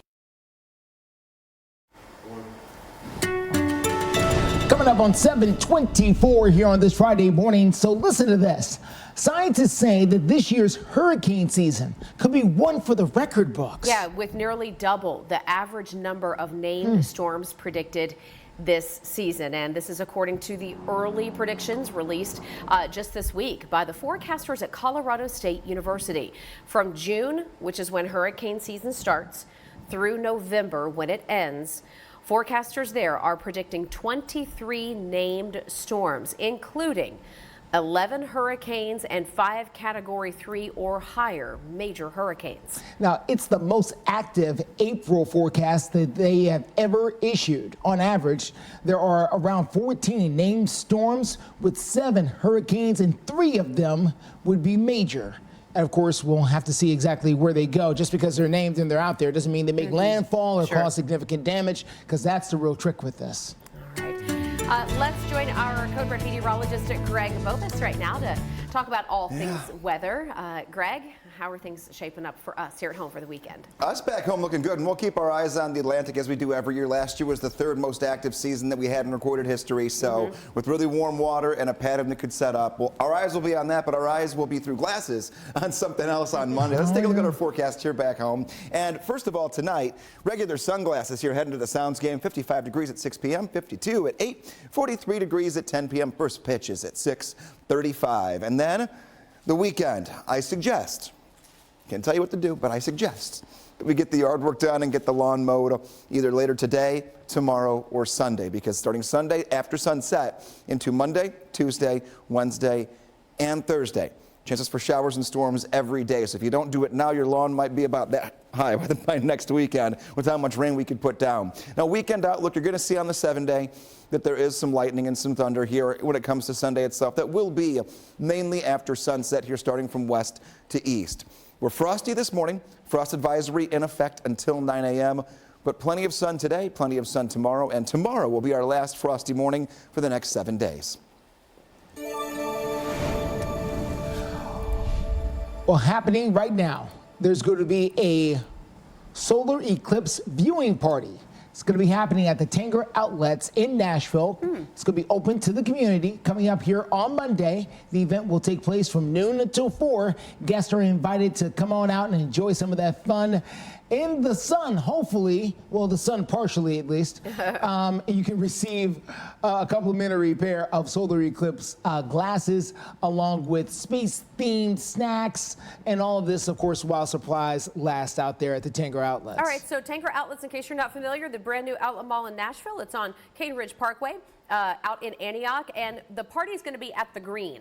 The Green is like the center common area of the outlet mall where they can do concerts and all that good stuff. So it is free. It is open to the public. If you go, let us know. Maybe take a few pictures and send them our way. Yeah, right out there, right off of I-24. Now, for the latest coverage when it comes to the solar eclipse, we've got you covered on Fox17.com. We've got our 30-minute solar eclipse special from 1:45 until 2:15. Our Fox 17 co-red meteorologist, chief meteorologist, Katie Morgan, will be in the path of totality, sharing some of the very cool science facts. You can also see total eclipse coverage from Texas to the Northeast. Will be happening through a lot of the afternoon from noon until 3 p.m. Again, that's on our website, Fox17.com. We're also watching our traffic, of course, here on this Friday. A bit of a cleanup happening on 24 at OHB in Antioch. We'll tell you the best way to steer clear. And switching their approach, Fox 17 News has been tracking the search for Sebastian Rogers ever since he...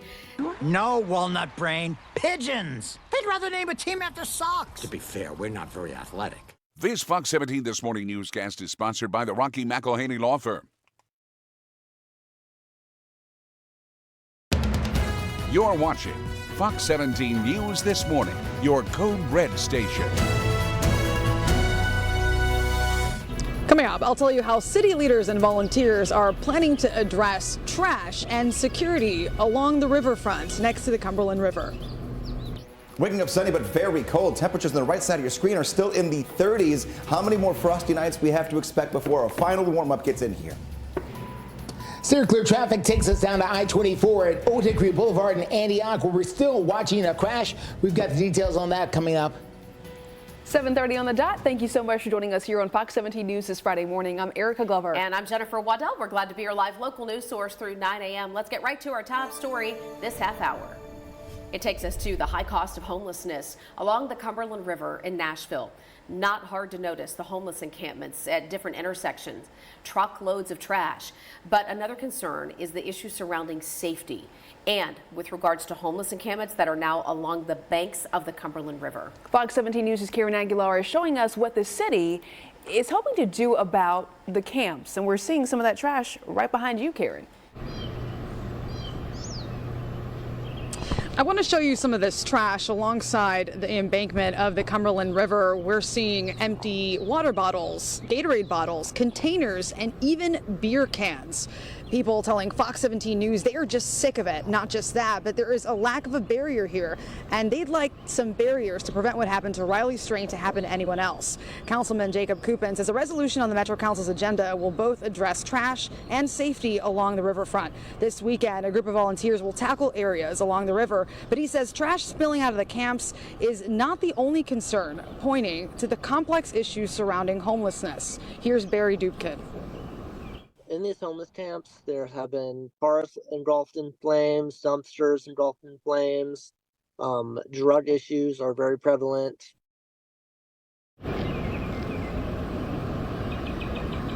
This Sunday, starting at 10 a.m., Barry says that they will have people out on the boats trying to clean up some of the debris that they're seeing, and also they will be walking around this area to finish up that cleanup process. Reporting live in Nashville, Karen Aguilar, Fox 17 News, your Code Red station.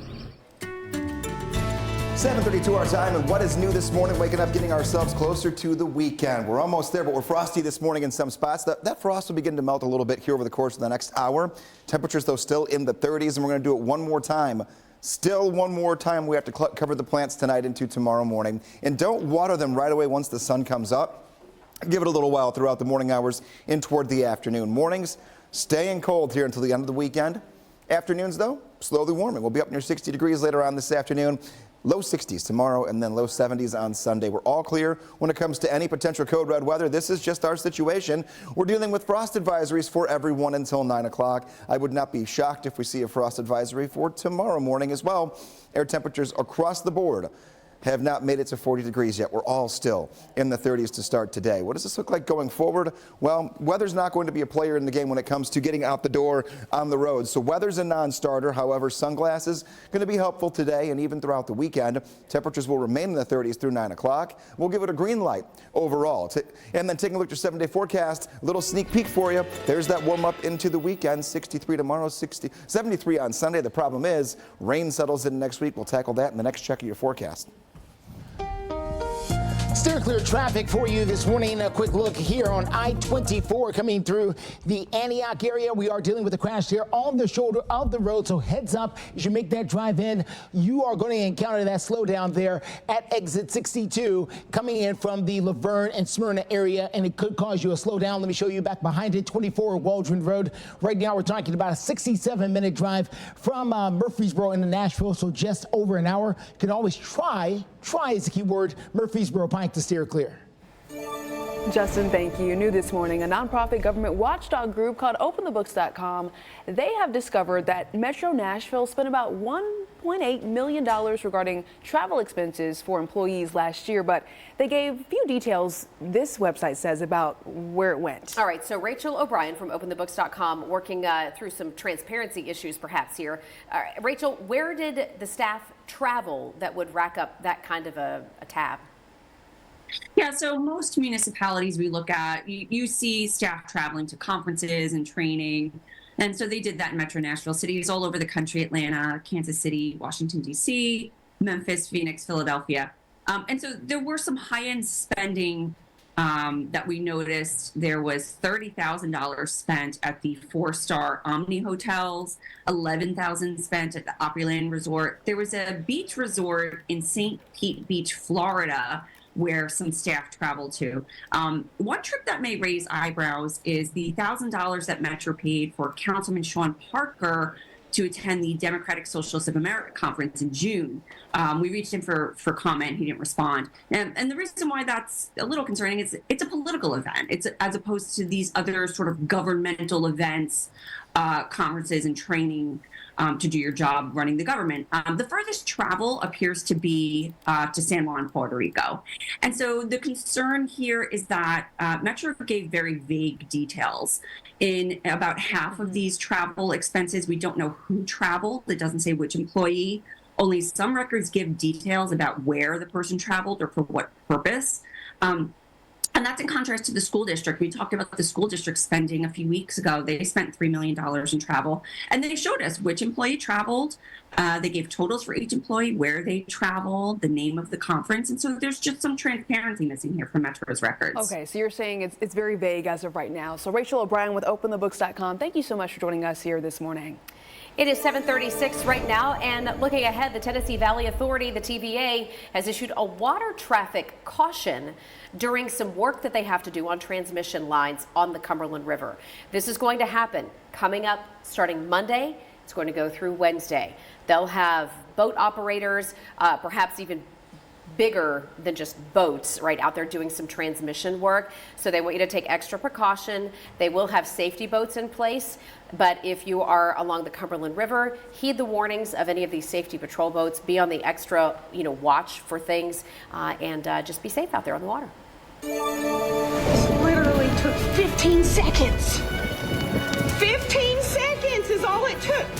Oh my goodness. Well, flipped cars, knocking trees onto roads and injuring multiple people. So coming up, we're going to take a look at the damage left behind by this week's severe weather.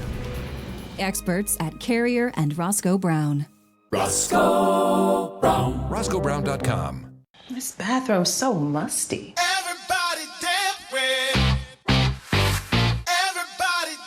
Damprid's new fast-acting drop-in tab attracts and traps excess moisture, eliminating musty odors.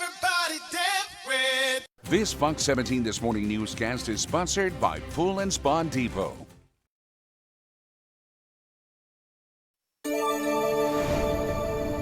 7:40 is the time. Right now it's 7:40, and the new ground search for Sebastian Rogers continuing now into this Friday.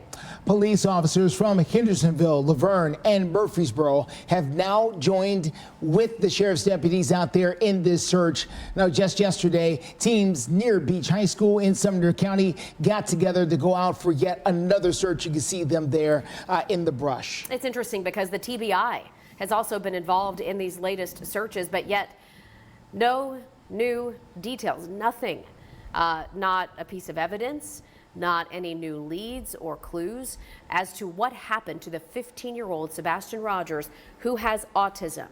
His mom claims that he disappeared in the middle of the night on a Sunday, and when she went to wake him up on a Monday morning, he was no longer in his bedroom. He's been missing now for more than a month. This is a story that we're not going to give up on reporting. We know a lot of you aren't giving up on searching and looking for answers as well. So if you want to see all of our reporting up to this point on the search for Sebastian, just head to fox17.com. Well, if you see something, say something. We want to make sure that your community stays in the know. If you want Fox 17 News to look into something, investigate something, you can send us your news tips. We will keep your information confidential, work with you as we continue to tackle issues in our community. You can also follow us on all of our social media sites as well. And don't forget to sign up to receive our daily newsletter. You can do so by signing up at our website at fox17.com. All right, 7:42. Quick look at your steer clear traffic this morning. That includes that drive on I-24 near Old Hickory Boulevard. As you make that drive in from the Antioch area, the backup from this actually spreads out all the way towards Laverne and into Smyrna. So heads up there. It's been with us for a little while. Hopefully it'll clear soon. This is some of that backup there you're looking at 2 miles away from that crash at 24 at Waldron Road. Overall drive times, these are brand new, up to date, just out the oven for you. Still looking calm in Franklin at 30 minutes, 61 minutes coming out of Murfreesboro, 43 minutes out of Hendersonville. Right now, at just about 7:45, we have a live look into downtown Nashville. Sun is out. I know a lot of you have been waiting for a little bit of a warm-up. We'll check in with Code Red meteorologist Greg Bowitz in minutes to find out what he has to say about that. Still on. Your family. Force Roofing Systems, providing protection against the storm, today and every day. The Good Feet Store, improving people's lives 2 feet at a time.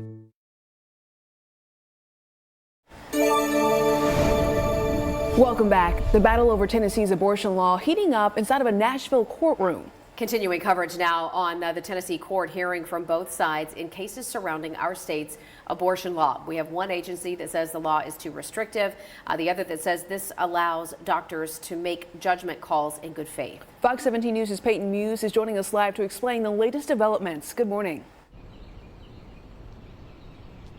Good morning, Jen and Erica. So that court hearing yesterday, almost 8 hours long. It was a very long day for everyone that's involved, but an important discussion for both. Now, there was a 3-judge panel, and they got to hear from both sides. The state's attorney general is asking for a motion to dismiss the lawsuit, but the other side wants the court to clarify the statute and put a temporary block on the abortion ban. As the law currently stands in Tennessee, doctors can only perform an abortion if the woman's life is in danger or if a rare medical condition is involved, like an ectopic or molar pregnancy. The state argued that the patients are not affected because the law criminalizes doctors, giving them a fine, up to 15 years in prison, and their license can also get taken away. But this does not impact patients seeking care, while the Center for Reproductive Rights say the law is not crystal clear and it's too vague. Doctors are denying or delaying abortion care in cases where even defendants concede that it would be legally permissible. They are doing this because the terms of the medical necessity exception are vague and do not give them enough guidance to determine when they can provide life or health-preserving care under the criminal abortion ban. Now, the other side representing the state says lawmakers adopted an approach that aims to protect both unborn babies and pregnant women. Now, this back and forth again went on for hours, but right now they're putting a pause on this conversation, and they're going to take these arguments, they're going to go over them, and they will make a ruling soon. That's what the judge tells us. Now, stick with us both on air and online as we'll keep you updated on how this situation plays out. Reporting live at Metro Courthouse, Peyton Muse, Fox 17 News, your Curtis station. It was definitely a tornado. I think it might have just missed us by a few feet. I heard a roar. I don't know what it was. I didn't know what it was. So I got up and looked out, and that trailer, that one was lifting up, and then that tree went down, and I ran down the basement. Wow, seeing that video and hearing from folks. And we know folks across the country are still picking up after Tuesday's wicked weather. Yeah, Middle Tennessee dodging a bullet here, as you know, Greg was in the middle of forecasting all that. But the National Weather Service says that their teams have found nearly a dozen tornadoes just in Kentucky. Yeah, and even if you were up early that morning, we were tracking a lot of them as they were going through. The Bluegrass State saw severe damage, and this is not just one or two, multiple counties. And basically most of the damage, just to give you a perspective, was northeast of the Louisville area. Okay. So not too far away when it comes to the drive going north from here. And they're just saying that the EMS director is telling the Associated Press that storm damaging up to 50 homes and buildings. Yeah, more than 100 buildings were damaged over in Milton County. So again, this is over in Kentucky. Yeah. So north and east of Louisville. This is a story that has, you know, a lot of people concerned, right?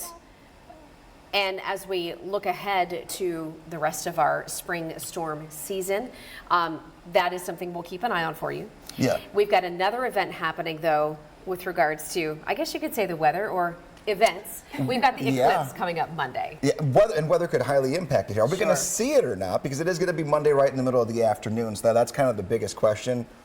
What are we going to be dealing with? Lots of excitement around it, too, 'cause it's so close to us. Of course. So just we're not in the path of totality, though, right? Real close. So what that means, though, is you have to make sure that when you're out there, you don't ever take the glasses off first thing.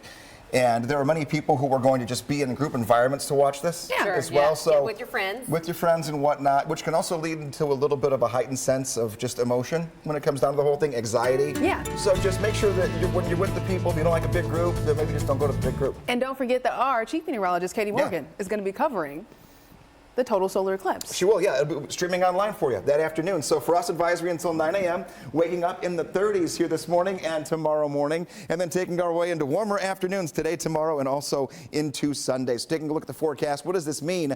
Overall, nothing that we have to worry about. No code red weather. We're all clear. We have warming into the weekend, but we don't have any thunderstorm activity until Monday or Tuesday. Monday is eclipse day, and we may have problems viewing right in the middle of the day. 39 degrees right now. We are partly cloudy. We'll take our forecast going into the afternoon with a fairly decent look at some sunshine. You can see here clouds will be trying to fizzle up and out here in the forecast for us, but for the most part, this is going to be a sunnier day more than anything else, and we're going to try to hit the 60-degree mark. Lunchtime, come on into the kitchen. What are we cooking up in the forecast? 49 degrees at 11 o'clock, 51 at noon, 53 degrees at 1 p.m. Forecast going into 7 p.m. Temperatures will still be right near the 70-degree or the 60-degree mark. We get to the 70s again by Sunday, and then we'll stay at or above 70 Monday, Tuesday, Wednesday, and Thursday. Each day staying fairly active for showers and thunderstorms. Steer clear traffic out there for you this morning. Let's get you started here at I-24 at Old Hickory Boulevard. We were just watching a multi-car crash in this area a short time ago. Glad to see they've been able to get it out of the way. It is no longer an issue out there coming through the Antioch area. Great to see. And traffic is still a little bit slow there as a lot of people get out and about there on the roads. You can try to Murfreesboro Pike is the best way to steer clear coming up from the south and east side. Let's take you to the north side. 65 at Trinity Lane. Yeah, this looks about right for 751 here on a Friday morning. You can try Ellington Parkway, Dickerson Pike to steer clear. All righty, Justin, thanks. Will do. Consumer news now. How much are you paying for eggs? It's a lot more than what we were used to, and it really hasn't stabilized at all. Egg prices, in fact, have been on the rise, increasing for months, and we understand that the prices could go even higher as poultry farms nationwide say they're dealing with bird flu outbreaks. Well, Cal-Maine Foods, America's largest egg producer, said this week it got rid of about 1.6 million hens and then hundreds of thousands of young chickens. Cal-Maine does produce brands like Eggland's Best and Land O'Lakes eggs. The average price, though, for a dozen eggs was $3 back in February. It's up from about $2 that was back in the fall. So you might notice it if you head to the grocery store this weekend. All right, a lawsuit involving Walmart could end up with you with a little bit of extra money in your pocket, up to $500. The company has agreed to a $45 million settlement over claims that they overcharged on weighted items. Think packaged meats, that's typically sold by the pound, or fruits like apples or oranges, also that would be sold by the pound. Well, customers who made a purchase of the weighted items between October 19th of 2018 and January 19th of 2024 are eligible. Consumers, though, must go ahead and submit a claim with a receipt by June 5th. Now, I do have to ask, who would still have a receipt? Well, that's what they're banking on. They're banking on they don't really have to pay out because nobody's going to keep the receipts. Right. So Walmart denies any kind of wrongdoing in this case. It's an interesting story. If you want to read more about it, go to fox17.com. We're also talking about what's trending over on our website. In case you missed this, the CMT Awards announcing their Music Awards nominees. And this year's nominees do include Kelsey Ballerini, who is also hosting the event that's over in Texas, alongside Jelly Roll, Reba, Dan and Shay, Casey Musgraves. The event does take place on Sunday. It is April 7th, so right around the corner. Fox 17 News continuing to follow your concerns and follow the trash in Nashville. Right. If you keep feeding her like this, she'll never leave. Nature's own. Goodness is in our nature.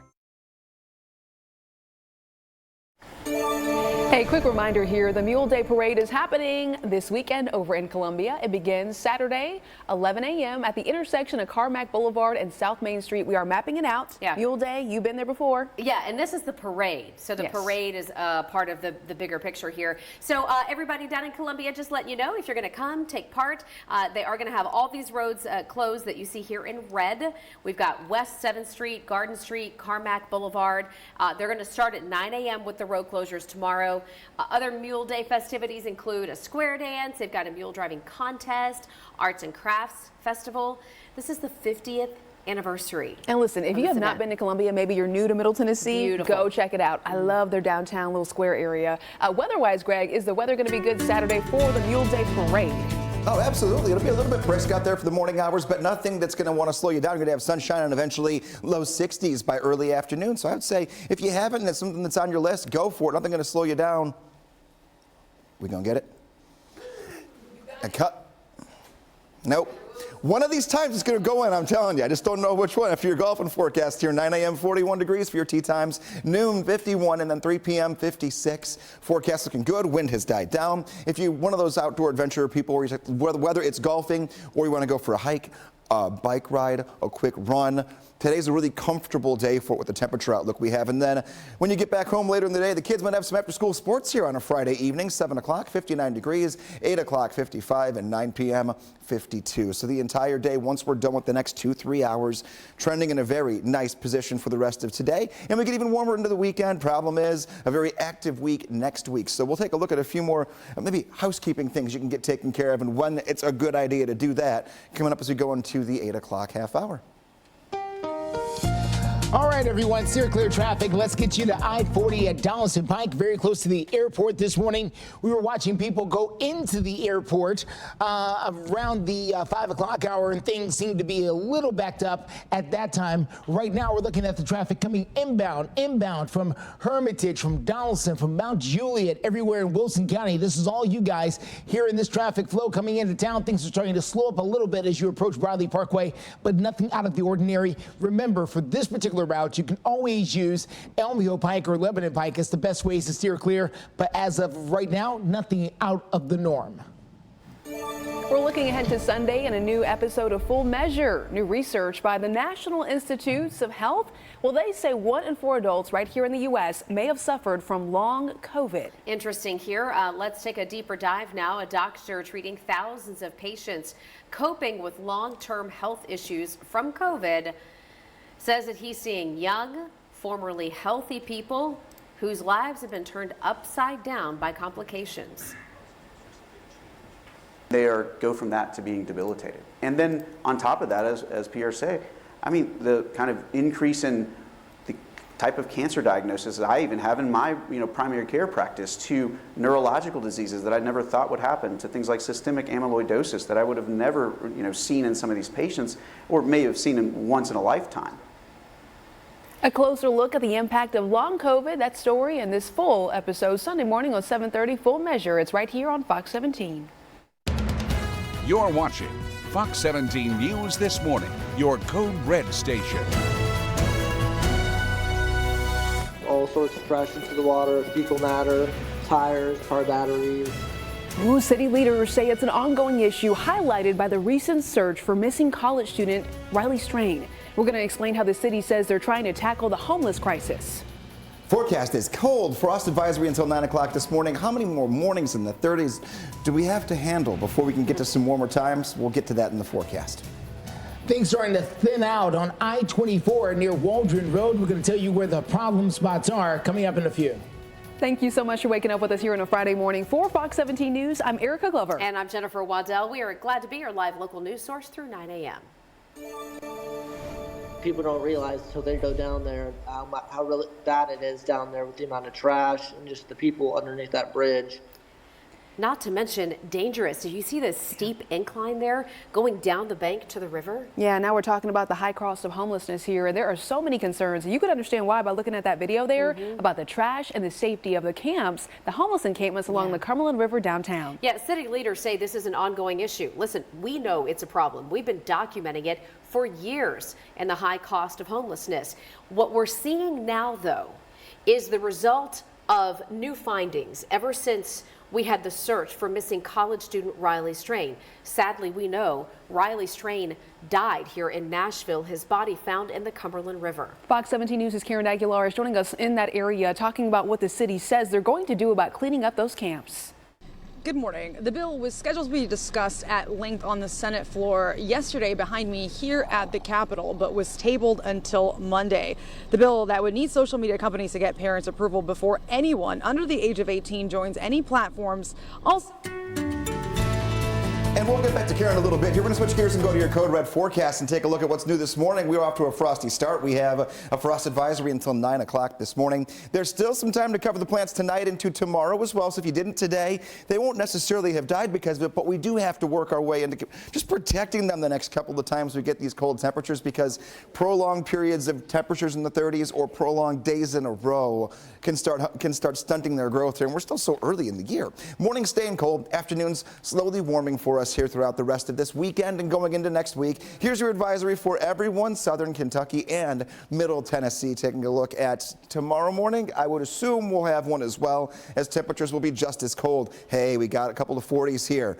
Now we're making some strides. 42 right now in Nashville, 40 degrees in Clarksville, and 40 degrees up in Bowling Green. Is it warm? No, but this shows us that if we can gain 5 degrees in 2 hours, we're on a trend to get close to 60 later on this afternoon. What to wear? I would still go with a heavy coat for the morning hours, and then maybe a t-shirt this afternoon by the middle of the day if you're comfortable in 60 degrees. Regular shoes, don't need any rain gear today. You do want the sunglasses, though, because our forecast is calling for a lot of sunshine this morning into the afternoon and evening. Taking a look at your 7-day forecast, there's that warming trend. It is a slow progression, but we get there. We go from 60 degrees today, 63 tomorrow, 73 by Sunday, and then all of next week is going to be in the 70s. The big catch, though, is we're dodging showers and thunderstorms every day of the week, starting on Monday of next week.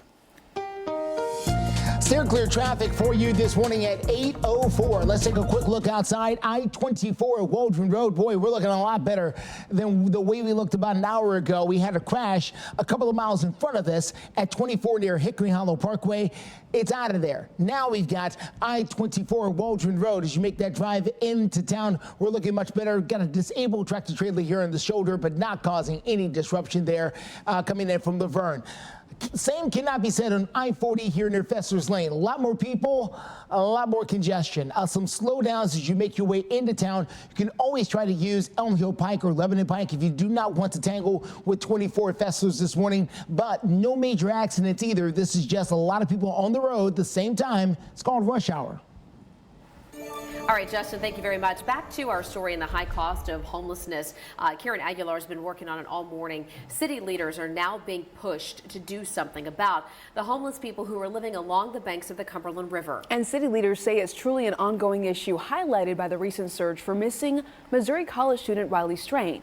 Community advocates and Metro Councilman Jacob Coopin are now calling for fencing along this area, the riverfront. Look at this. It's downtown, and they say it's in order to keep the homeless out of there. They're also working on a plan to address the trash spilling out of the homeless camps. Listen now.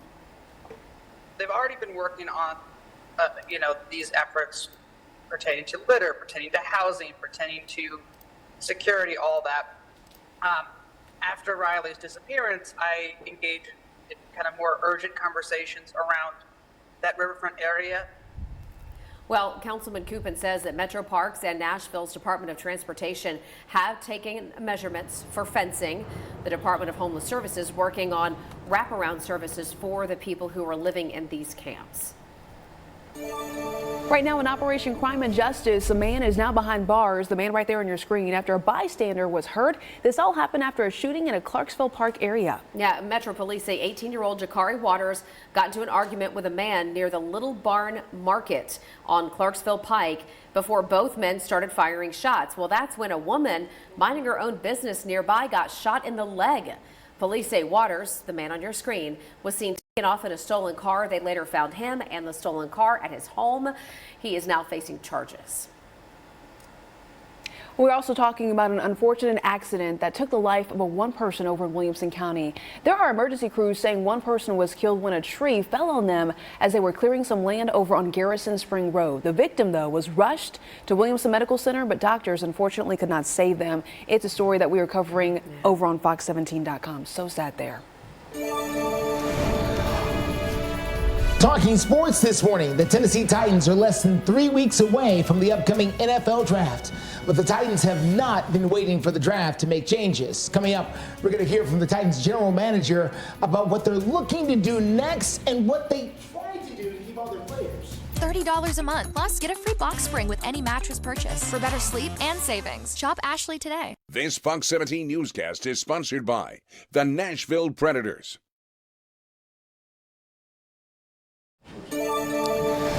8:09 is the time. Who will the Tennessee Titans be selecting with the 7th overall pick in the upcoming NFL draft? Well, we will know for sure in less than 3 weeks. The draft will happen 3 weeks from yesterday. Now, the Titans have not been waiting for the draft, however, to make changes. They've already signed a brand new center, a brand new running back, 2 new defensive backs, a linebacker, a backup quarterback, and a star wide receiver. But they've also lost several players from last year's team, and they lost some guys they did want to bring back, and their general manager told the media earlier this week they almost did just that. From a free agency standpoint, free agency is open. It's not over. So we're going to continue to look. And then obviously we got the draft, which is taking our focus now. So we're going to continue to look to add, up front on all sides of the ball. But we're still working on that. There was a scenario that Vin and Chad put together where we could have assembled the Avengers, but we wouldn't have had money to sign our draft class or do anything else. So the Titans had to let Thor and Hulk go elsewhere. The Titans do have the 7th and 38th pick in the upcoming NFL draft. Most draft experts believe the Titans will be looking at either offensive lineman or possibly wide receiver if they don't trade their pick, possibly to go someplace else. Closing in on 8:11 here this morning. We've got plenty of sunshine to kick off the day, and that means it's good for any outdoor activity across the board. That includes dog walking. Taking a look here, our dog of the day, Grissom, sent in by Chrissy from Westmoreland. And I imagine a pup that size who's still growing needs a lot of energy to burn off throughout the day. And here you go. Dog walking forecast: 41 at 9, 49 degrees by 11, and 51 degrees at noon. The afternoon continues to see our temperatures build. So if you want to have a walk a little bit later in the day, we'll be up near 60 degrees by the end of the day. How do you send in your dog of the day post? You go to meteorologist Greg Bovis right there on Facebook, and you find that picture. That picture gets your photos right here on our air on Fox 17 News this morning. Well, up next, we've got the very latest with steer clear traffic as you take a look from a beautiful site in Rutherford County. Things rolling along just fine. How about the Nashville Sounds? They're back at it tonight over at First Horizon Park, taking on the St. Paul Saints. We're going to tell you how they Eliminating musty odors. Receive storm alerts. Download the Fox 17 News Code Red Weather app. This Fox 17 This Morning newscast is sponsored by Electronic Express. We make it happen.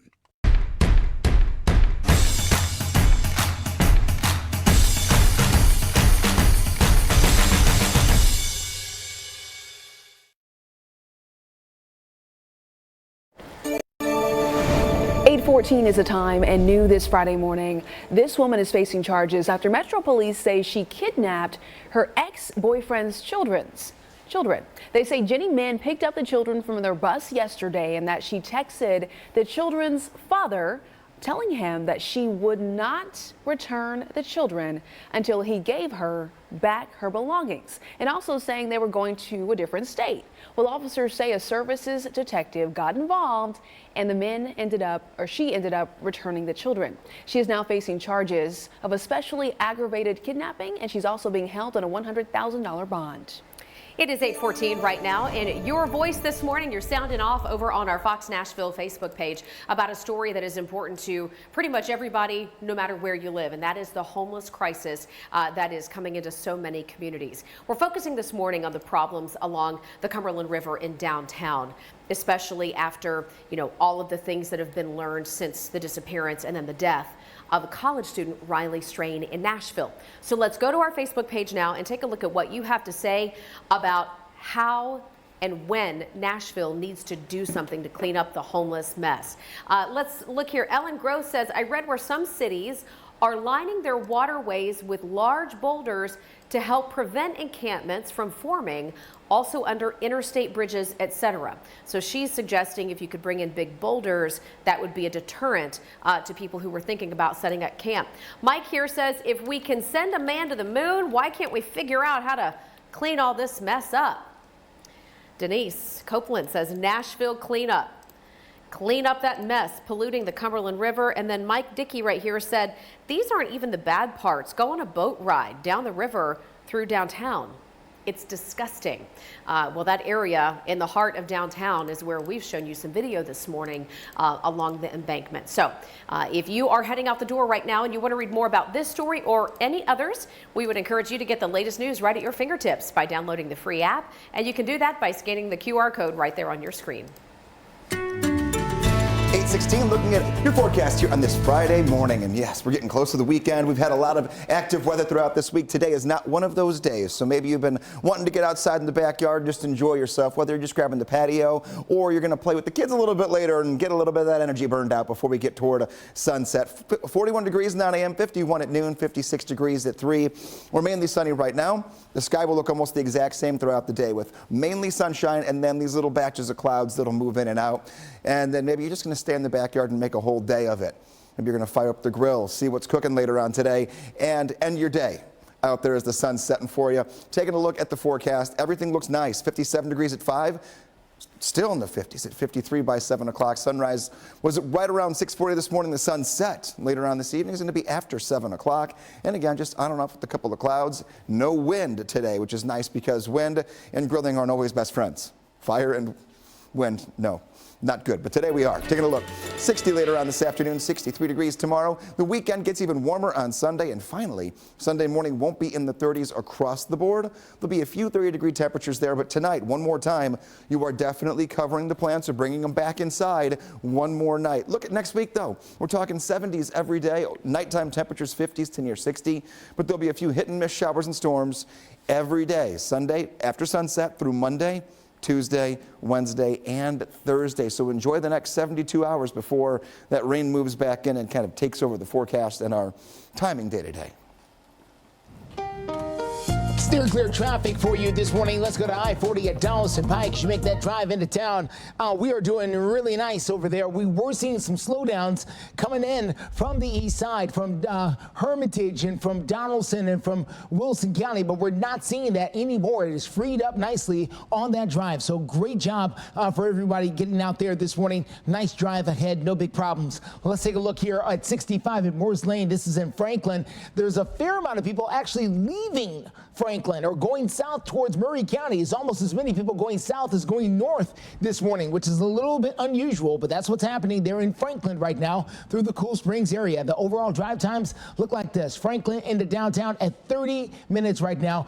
Murfreesboro into downtown at around an hour. Not too bad at all. Anything under an hour is fantastic. Hendersonville into downtown at 35 minutes right now from the north side. And the north side can always be tricky. If we could find that, here it is, 65 at Trinity Lane coming down from that north side. This is part of that drive into town there this morning. So please, if you want to try and steer clear of some of this, you can try to use things like Ellington Parkway, or of course Dickerson Pike, or Brick Church Pike even can help you steer clear as you make that drive down from the north side. We'll continue to watch things through 9 this morning. Justin, thank you. 8:19 across the state. The battle over Tennessee's abortion law heating up in a Nashville courtroom. We have continuing coverage as Tennessee heard from both sides on cases surrounding the state's abortion law. There are different sides, so right now Fox 17 News' Peyton Muse joining us out there, telling us about what she heard inside of a courtroom. Good morning, Jen and Erica. Well, inside of that courtroom, 7 hours of going back and forth. Three-judge panel got to hear the arguments from both sides on Tennessee's abortion law, a very important topic here. Now, the state's attorney general is asking for a motion to dismiss, but the other side wants the court to clarify the statutes and put a temporary block on the abortion ban. As the law currently stands in Tennessee, doctors can only perform an abortion if the woman's life is in danger or if a rare medical condition is involved, like an ectopic or molar pregnancy. The state argued that the patients are not affected because the law criminalizes doctors, not patients seeking care, while the Center for Reproductive Rights say the law is not crystal clear and it is way too vague. Doctors are denying or delaying abortion care in cases where even defendants concede that it would be legally permissible. They are doing this because the terms of the medical necessity exception are vague and do not give them enough guidance to determine when they can provide life or health-preserving care under the criminal abortion ban. Lawmakers adopted an approach that aims to protect both unborn babies and pregnant women. The law sets out a general prohibition on abortion, thus protecting unborn children from elective termination. The law then provides a medical exception that protects pregnant women by permitting abortion. Now back and forth again for hours, and right now they're putting a pause and taking these arguments under advisement, and the judges say that they will issue a ruling very soon. Now stick with us both on air and online. We're going to stay with this story and let you know how this all plays out. Reporting live at Metro Courthouse, Peyton Muse, Fox 17 News, your Courthouse station. Alrighty, Peyton, thank you very much. Well, let's talk solar eclipse just a few days away, coming up this Monday. We'll tell you what to know about the forecast. Could things get in the way of us getting a good view? Greg will tell us. And we're taking a live look out there at the beautiful event. Score huge deals on your favorite TV brands like Samsung, LG, TCL, and more. Plus, get up to 36 months free financing. Don't miss it. Sale ends Sunday. We make it happen. At 8:24, we are sharing some more breaking news updates regarding the jobs report that just came out this Friday morning. U.S. employers adding about 303,000 jobs in March, and some economists say that's a major sign of economic strength. Job growth was up from 270,000 in February and far above the 200,000 that experts had predicted. March's numbers do reportedly signal a strong month of hiring. Economists say that because consumers are continuing to spend, employers have to then keep hiring to meet steady customer demand. All right, we're going to check in now with our Code Red meteorologist. Good morning, Greg. Good morning. Taking a look here at Future Track, carrying us into the weekend. Finally rain-free for a couple of days, but that will change very quickly by the end of the weekend into next week. So we'll start it off tomorrow morning, which means today, nothing to worry about. Tomorrow, honestly, same story, but it's clear. So we'll have one more very cold start. That means frost again overnight tonight into tomorrow morning. Your Sunday starts off relatively clear. A couple of clouds will move in and out throughout the morning, but we stay dry until late afternoon, really until the evening hours. Our western counties here, I would say west of I-65, start to see some rain around 4 or 5 o'clock, and then it pulls into the Nashville area after sunset. And then a couple of showers and even a few weak thunderstorms will be in the mix with this as this does track through. Now we're talking Monday. We're talking eclipse forecast. What does it look like here for us? We don't want any cloud cover. 2 p.m. is the target time for when the eclipse is going to happen. And we are right along the line of seeing some showers and clouds to complete sunshine.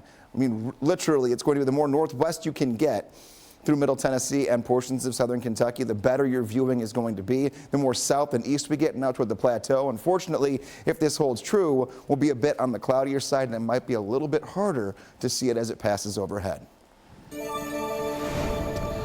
All right, coming up in our sports action today, looking ahead, the boys in gold will be taking on the Philadelphia Union. We're talking about Nashville SC, of course, over there at Geodis Park, coming up tomorrow afternoon. Tickets on sale right now. All right, Nashville SC also having several different community events this month. One of them includes the Kicks program. That's a youth-focused event that uses the power of soccer and sport to inspire young people.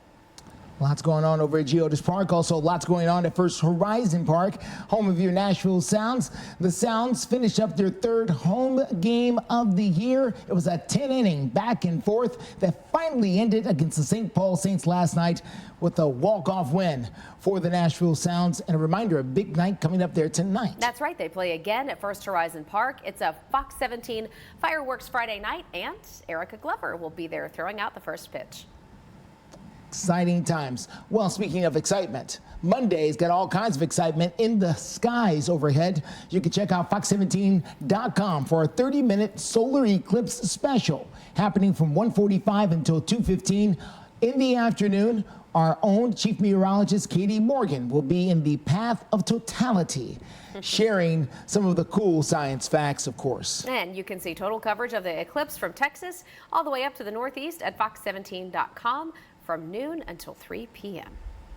Well, steer clear traffic this morning gets us over to the very latest happening at 65 at Trinity Lane. There on the north side, we're going to show you the look east of town coming up in a few. And switching up their approach, Fox 17 News has been tracking the search for Sebastian Rogers. Game for a chance to win $100 or $1,000. Go to KFDM.com and you can win money. This Fox 17 This Morning newscast is sponsored by Alive Hospice.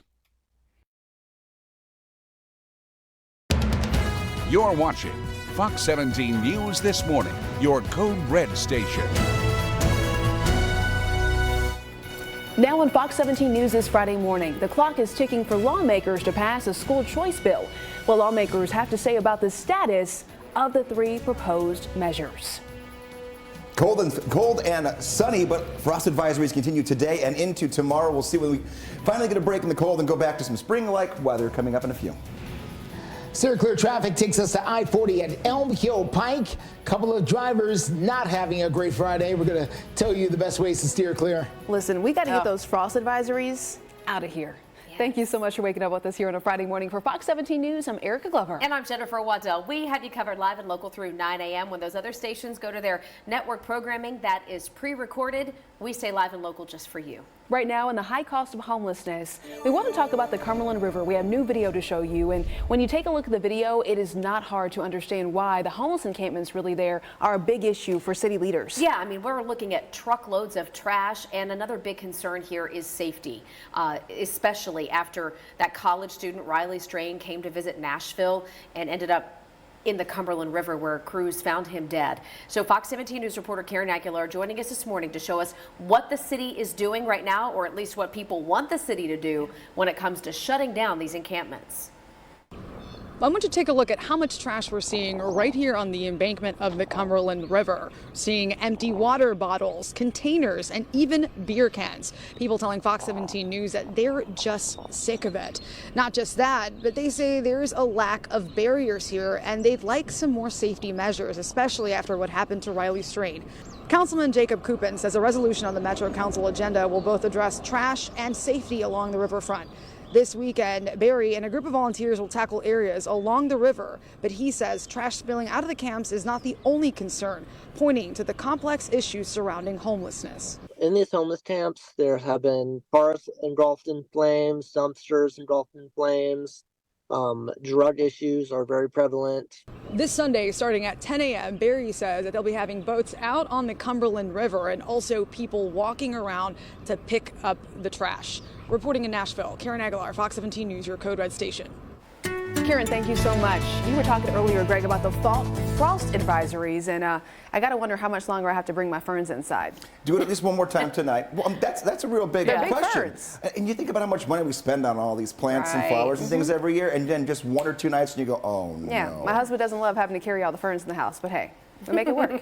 2 or 3 days from now, when they still look beautiful, it'll all be worth it. And you just see, this is what we did and this is why. Here we go. Frost advisory for about the next, half hour. We're really getting out of the coldest temperatures of the morning right now, that we're getting back towards some 40s that are out there. But we do have one more night easily in the middle 30s tonight into tomorrow. Afternoons will give us a little break from the chill. Up near 60 today, low 60s tomorrow. And then finally 70s return Sunday all through next week. Total eclipse of the eclipse. Meaning, can we see it? Will there be too much cloud cover? We'll take a look and make sure we know what the forecast is looking like before we're done talking here this half hour. Right now, temperature has gotten back to or above the 40-degree mark for a good chunk of Middle Tennessee. And most of us aren't too far behind in the upper 30s. So that's a good place to be right now, right around 8:34, when yesterday morning it was colder than this and just didn't get all that. We had the wind yesterday, too. Didn't get all that much warmer. What to wear? Decent coat this morning. Afternoon, either just a nice light long sleeve shirt, T-shirt even could probably get you by. Sunglasses for sure, especially driving around town.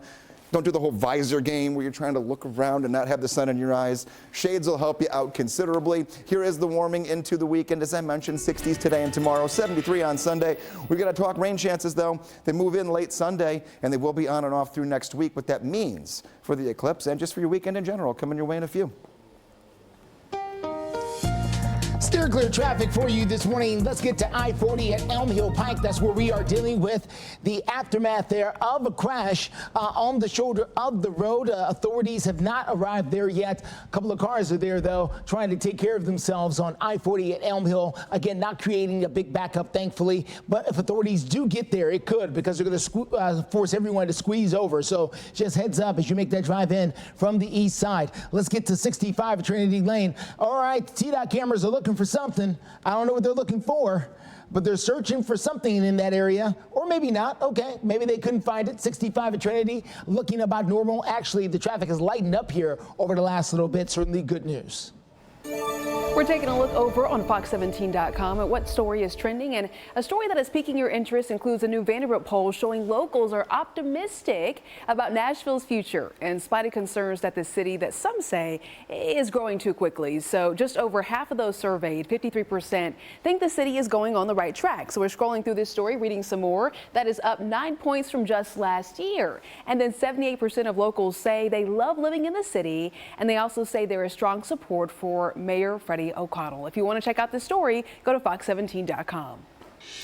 Right now, crisis in the classroom. State lawmakers say our legislative session is going to wrap up perhaps by the end of the month. But the big question right now on the table is, will they pass one of 3 competing school voucher plans in time? Those 3 versions of the bill include the House, the Senate, and the governor's versions. And they're similar but different. We've got Republicans who feel like they will be able to come to an agreement on time. Democrats are not as optimistic. The school voucher bill, also known as the school choice bill, would give families the ability to, for example, send their children to private schools with the help of state money to cover the tuition, or perhaps to send their children to a completely different school district that's not even in their zone. So again, we've got 3 versions here. None of them have passed really significantly beyond talk about it in the committees. Representative William Lamberth says the House and the Senate are still close on some of the big issues, but Heidi Campbell feels like they're too far apart on all these different versions. It's too hard for the House and the Senate to reconcile these 2 bills because they're so different. So I cannot believe that we could get that done in 2 weeks when we're supposed to be closing down session. When you look at the different topics that are in this bill, actually the House and Senate, in my opinion, have never been closer together on this, and those conversations are going extremely well. All right, they heard it there first. Now, in the House, the bill, as I mentioned, hasn't been heard in a committee in weeks now, so no progress on that one. We'll be following all 3 versions and let you know what happens over the next couple of weeks. Next, it's the end to yet another week, and there still has been no trace from the missing Sumner County teenager, 15-year-old Sebastian Rogers. We're talking about new angles that investigators say they're taking.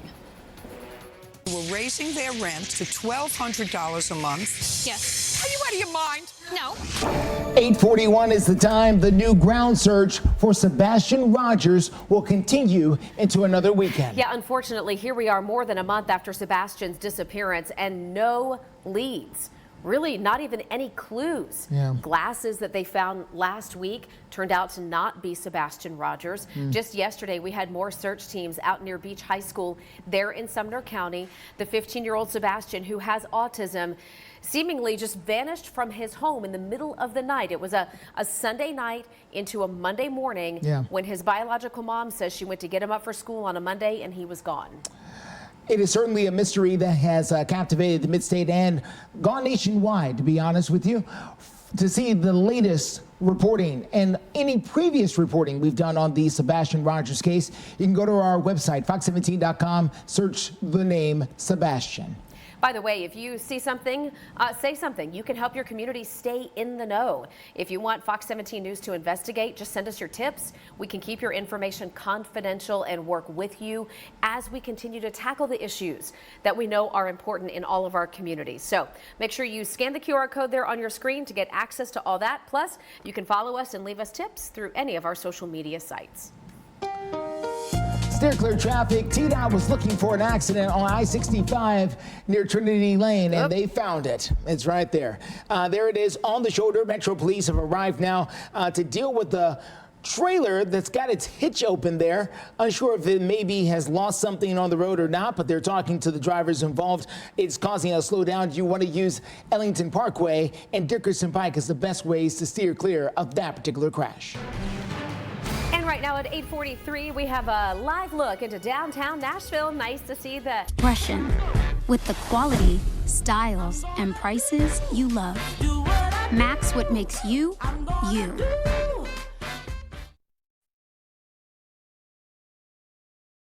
Good morning. 8:45 is your time. A new report shows that in 2021, nearly half of high school students in Tennessee had symptoms of depression. That is why the State Collaborative on Reforming Education, they hosted a mental health and also a student success symposium here in Nashville this week, talking about this. Yes, and the 2 beautiful women you see here on your screen here to talk to us about it. Joining us now, Dr. Marquinta Harvey, the Assistant Director for Belmont Data Collaborative, and then we have Nicole Floyd-Smith joining us.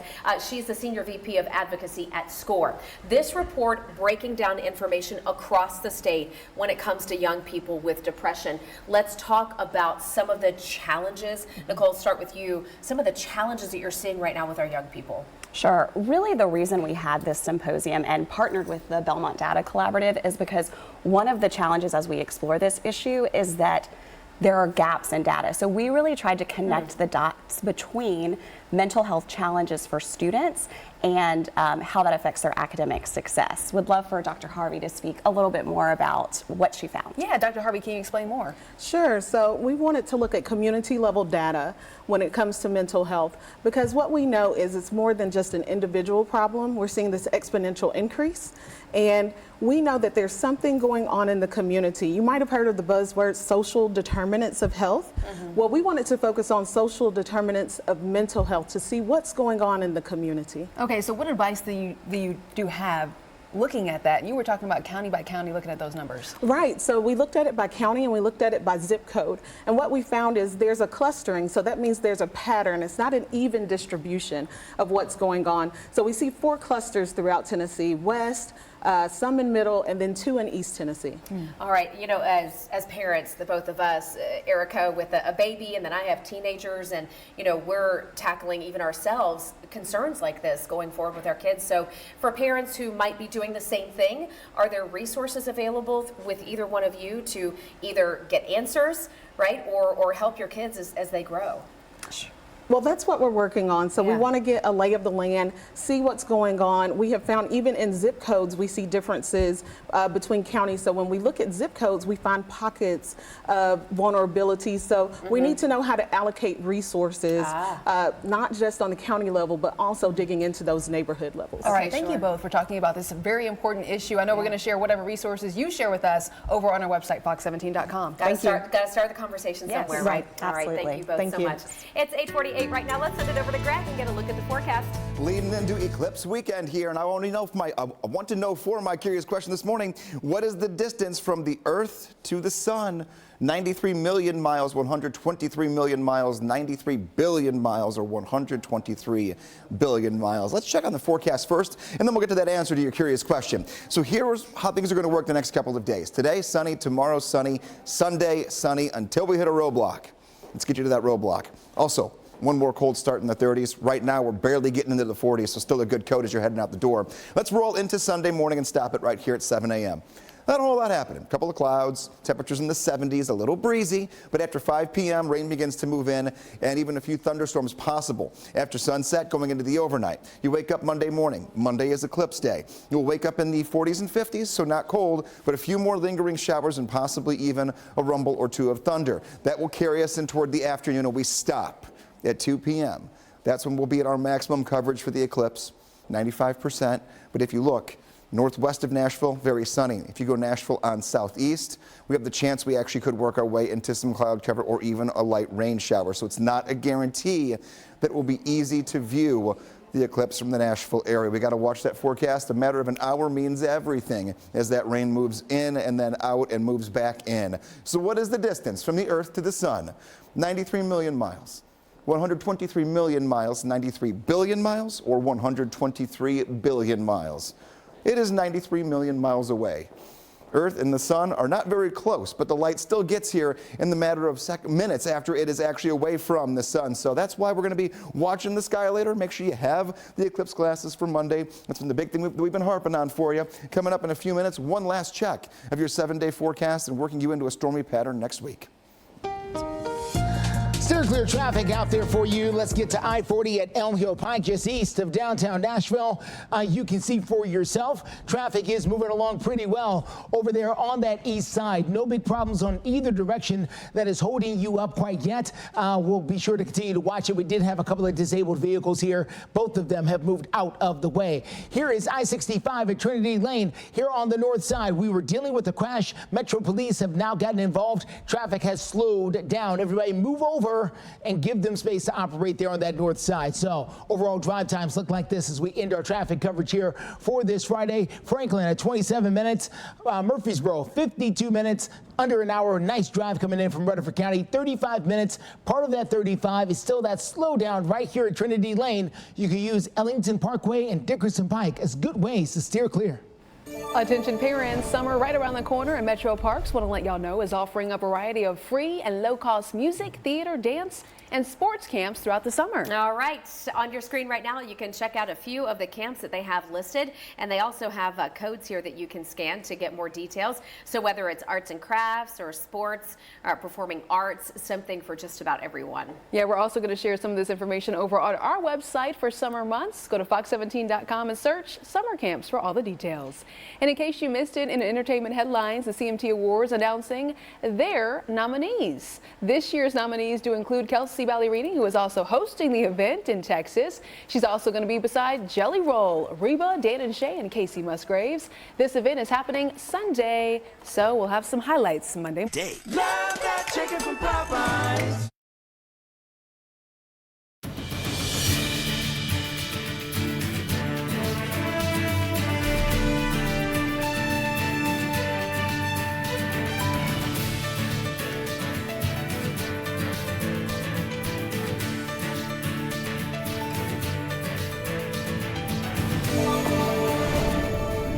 Right now, we're recapping some of our top stories this Friday morning, including how city leaders are being pushed to do something regarding the trash that is piling up as homeless folks are living around the Cumberland River downtown. Let's take a look here at some of the video, the newest video that we have from our Fox 17 Sky Eye. This is our drone giving us a look at the the amount of trash that we've seen in the last few days is staggering.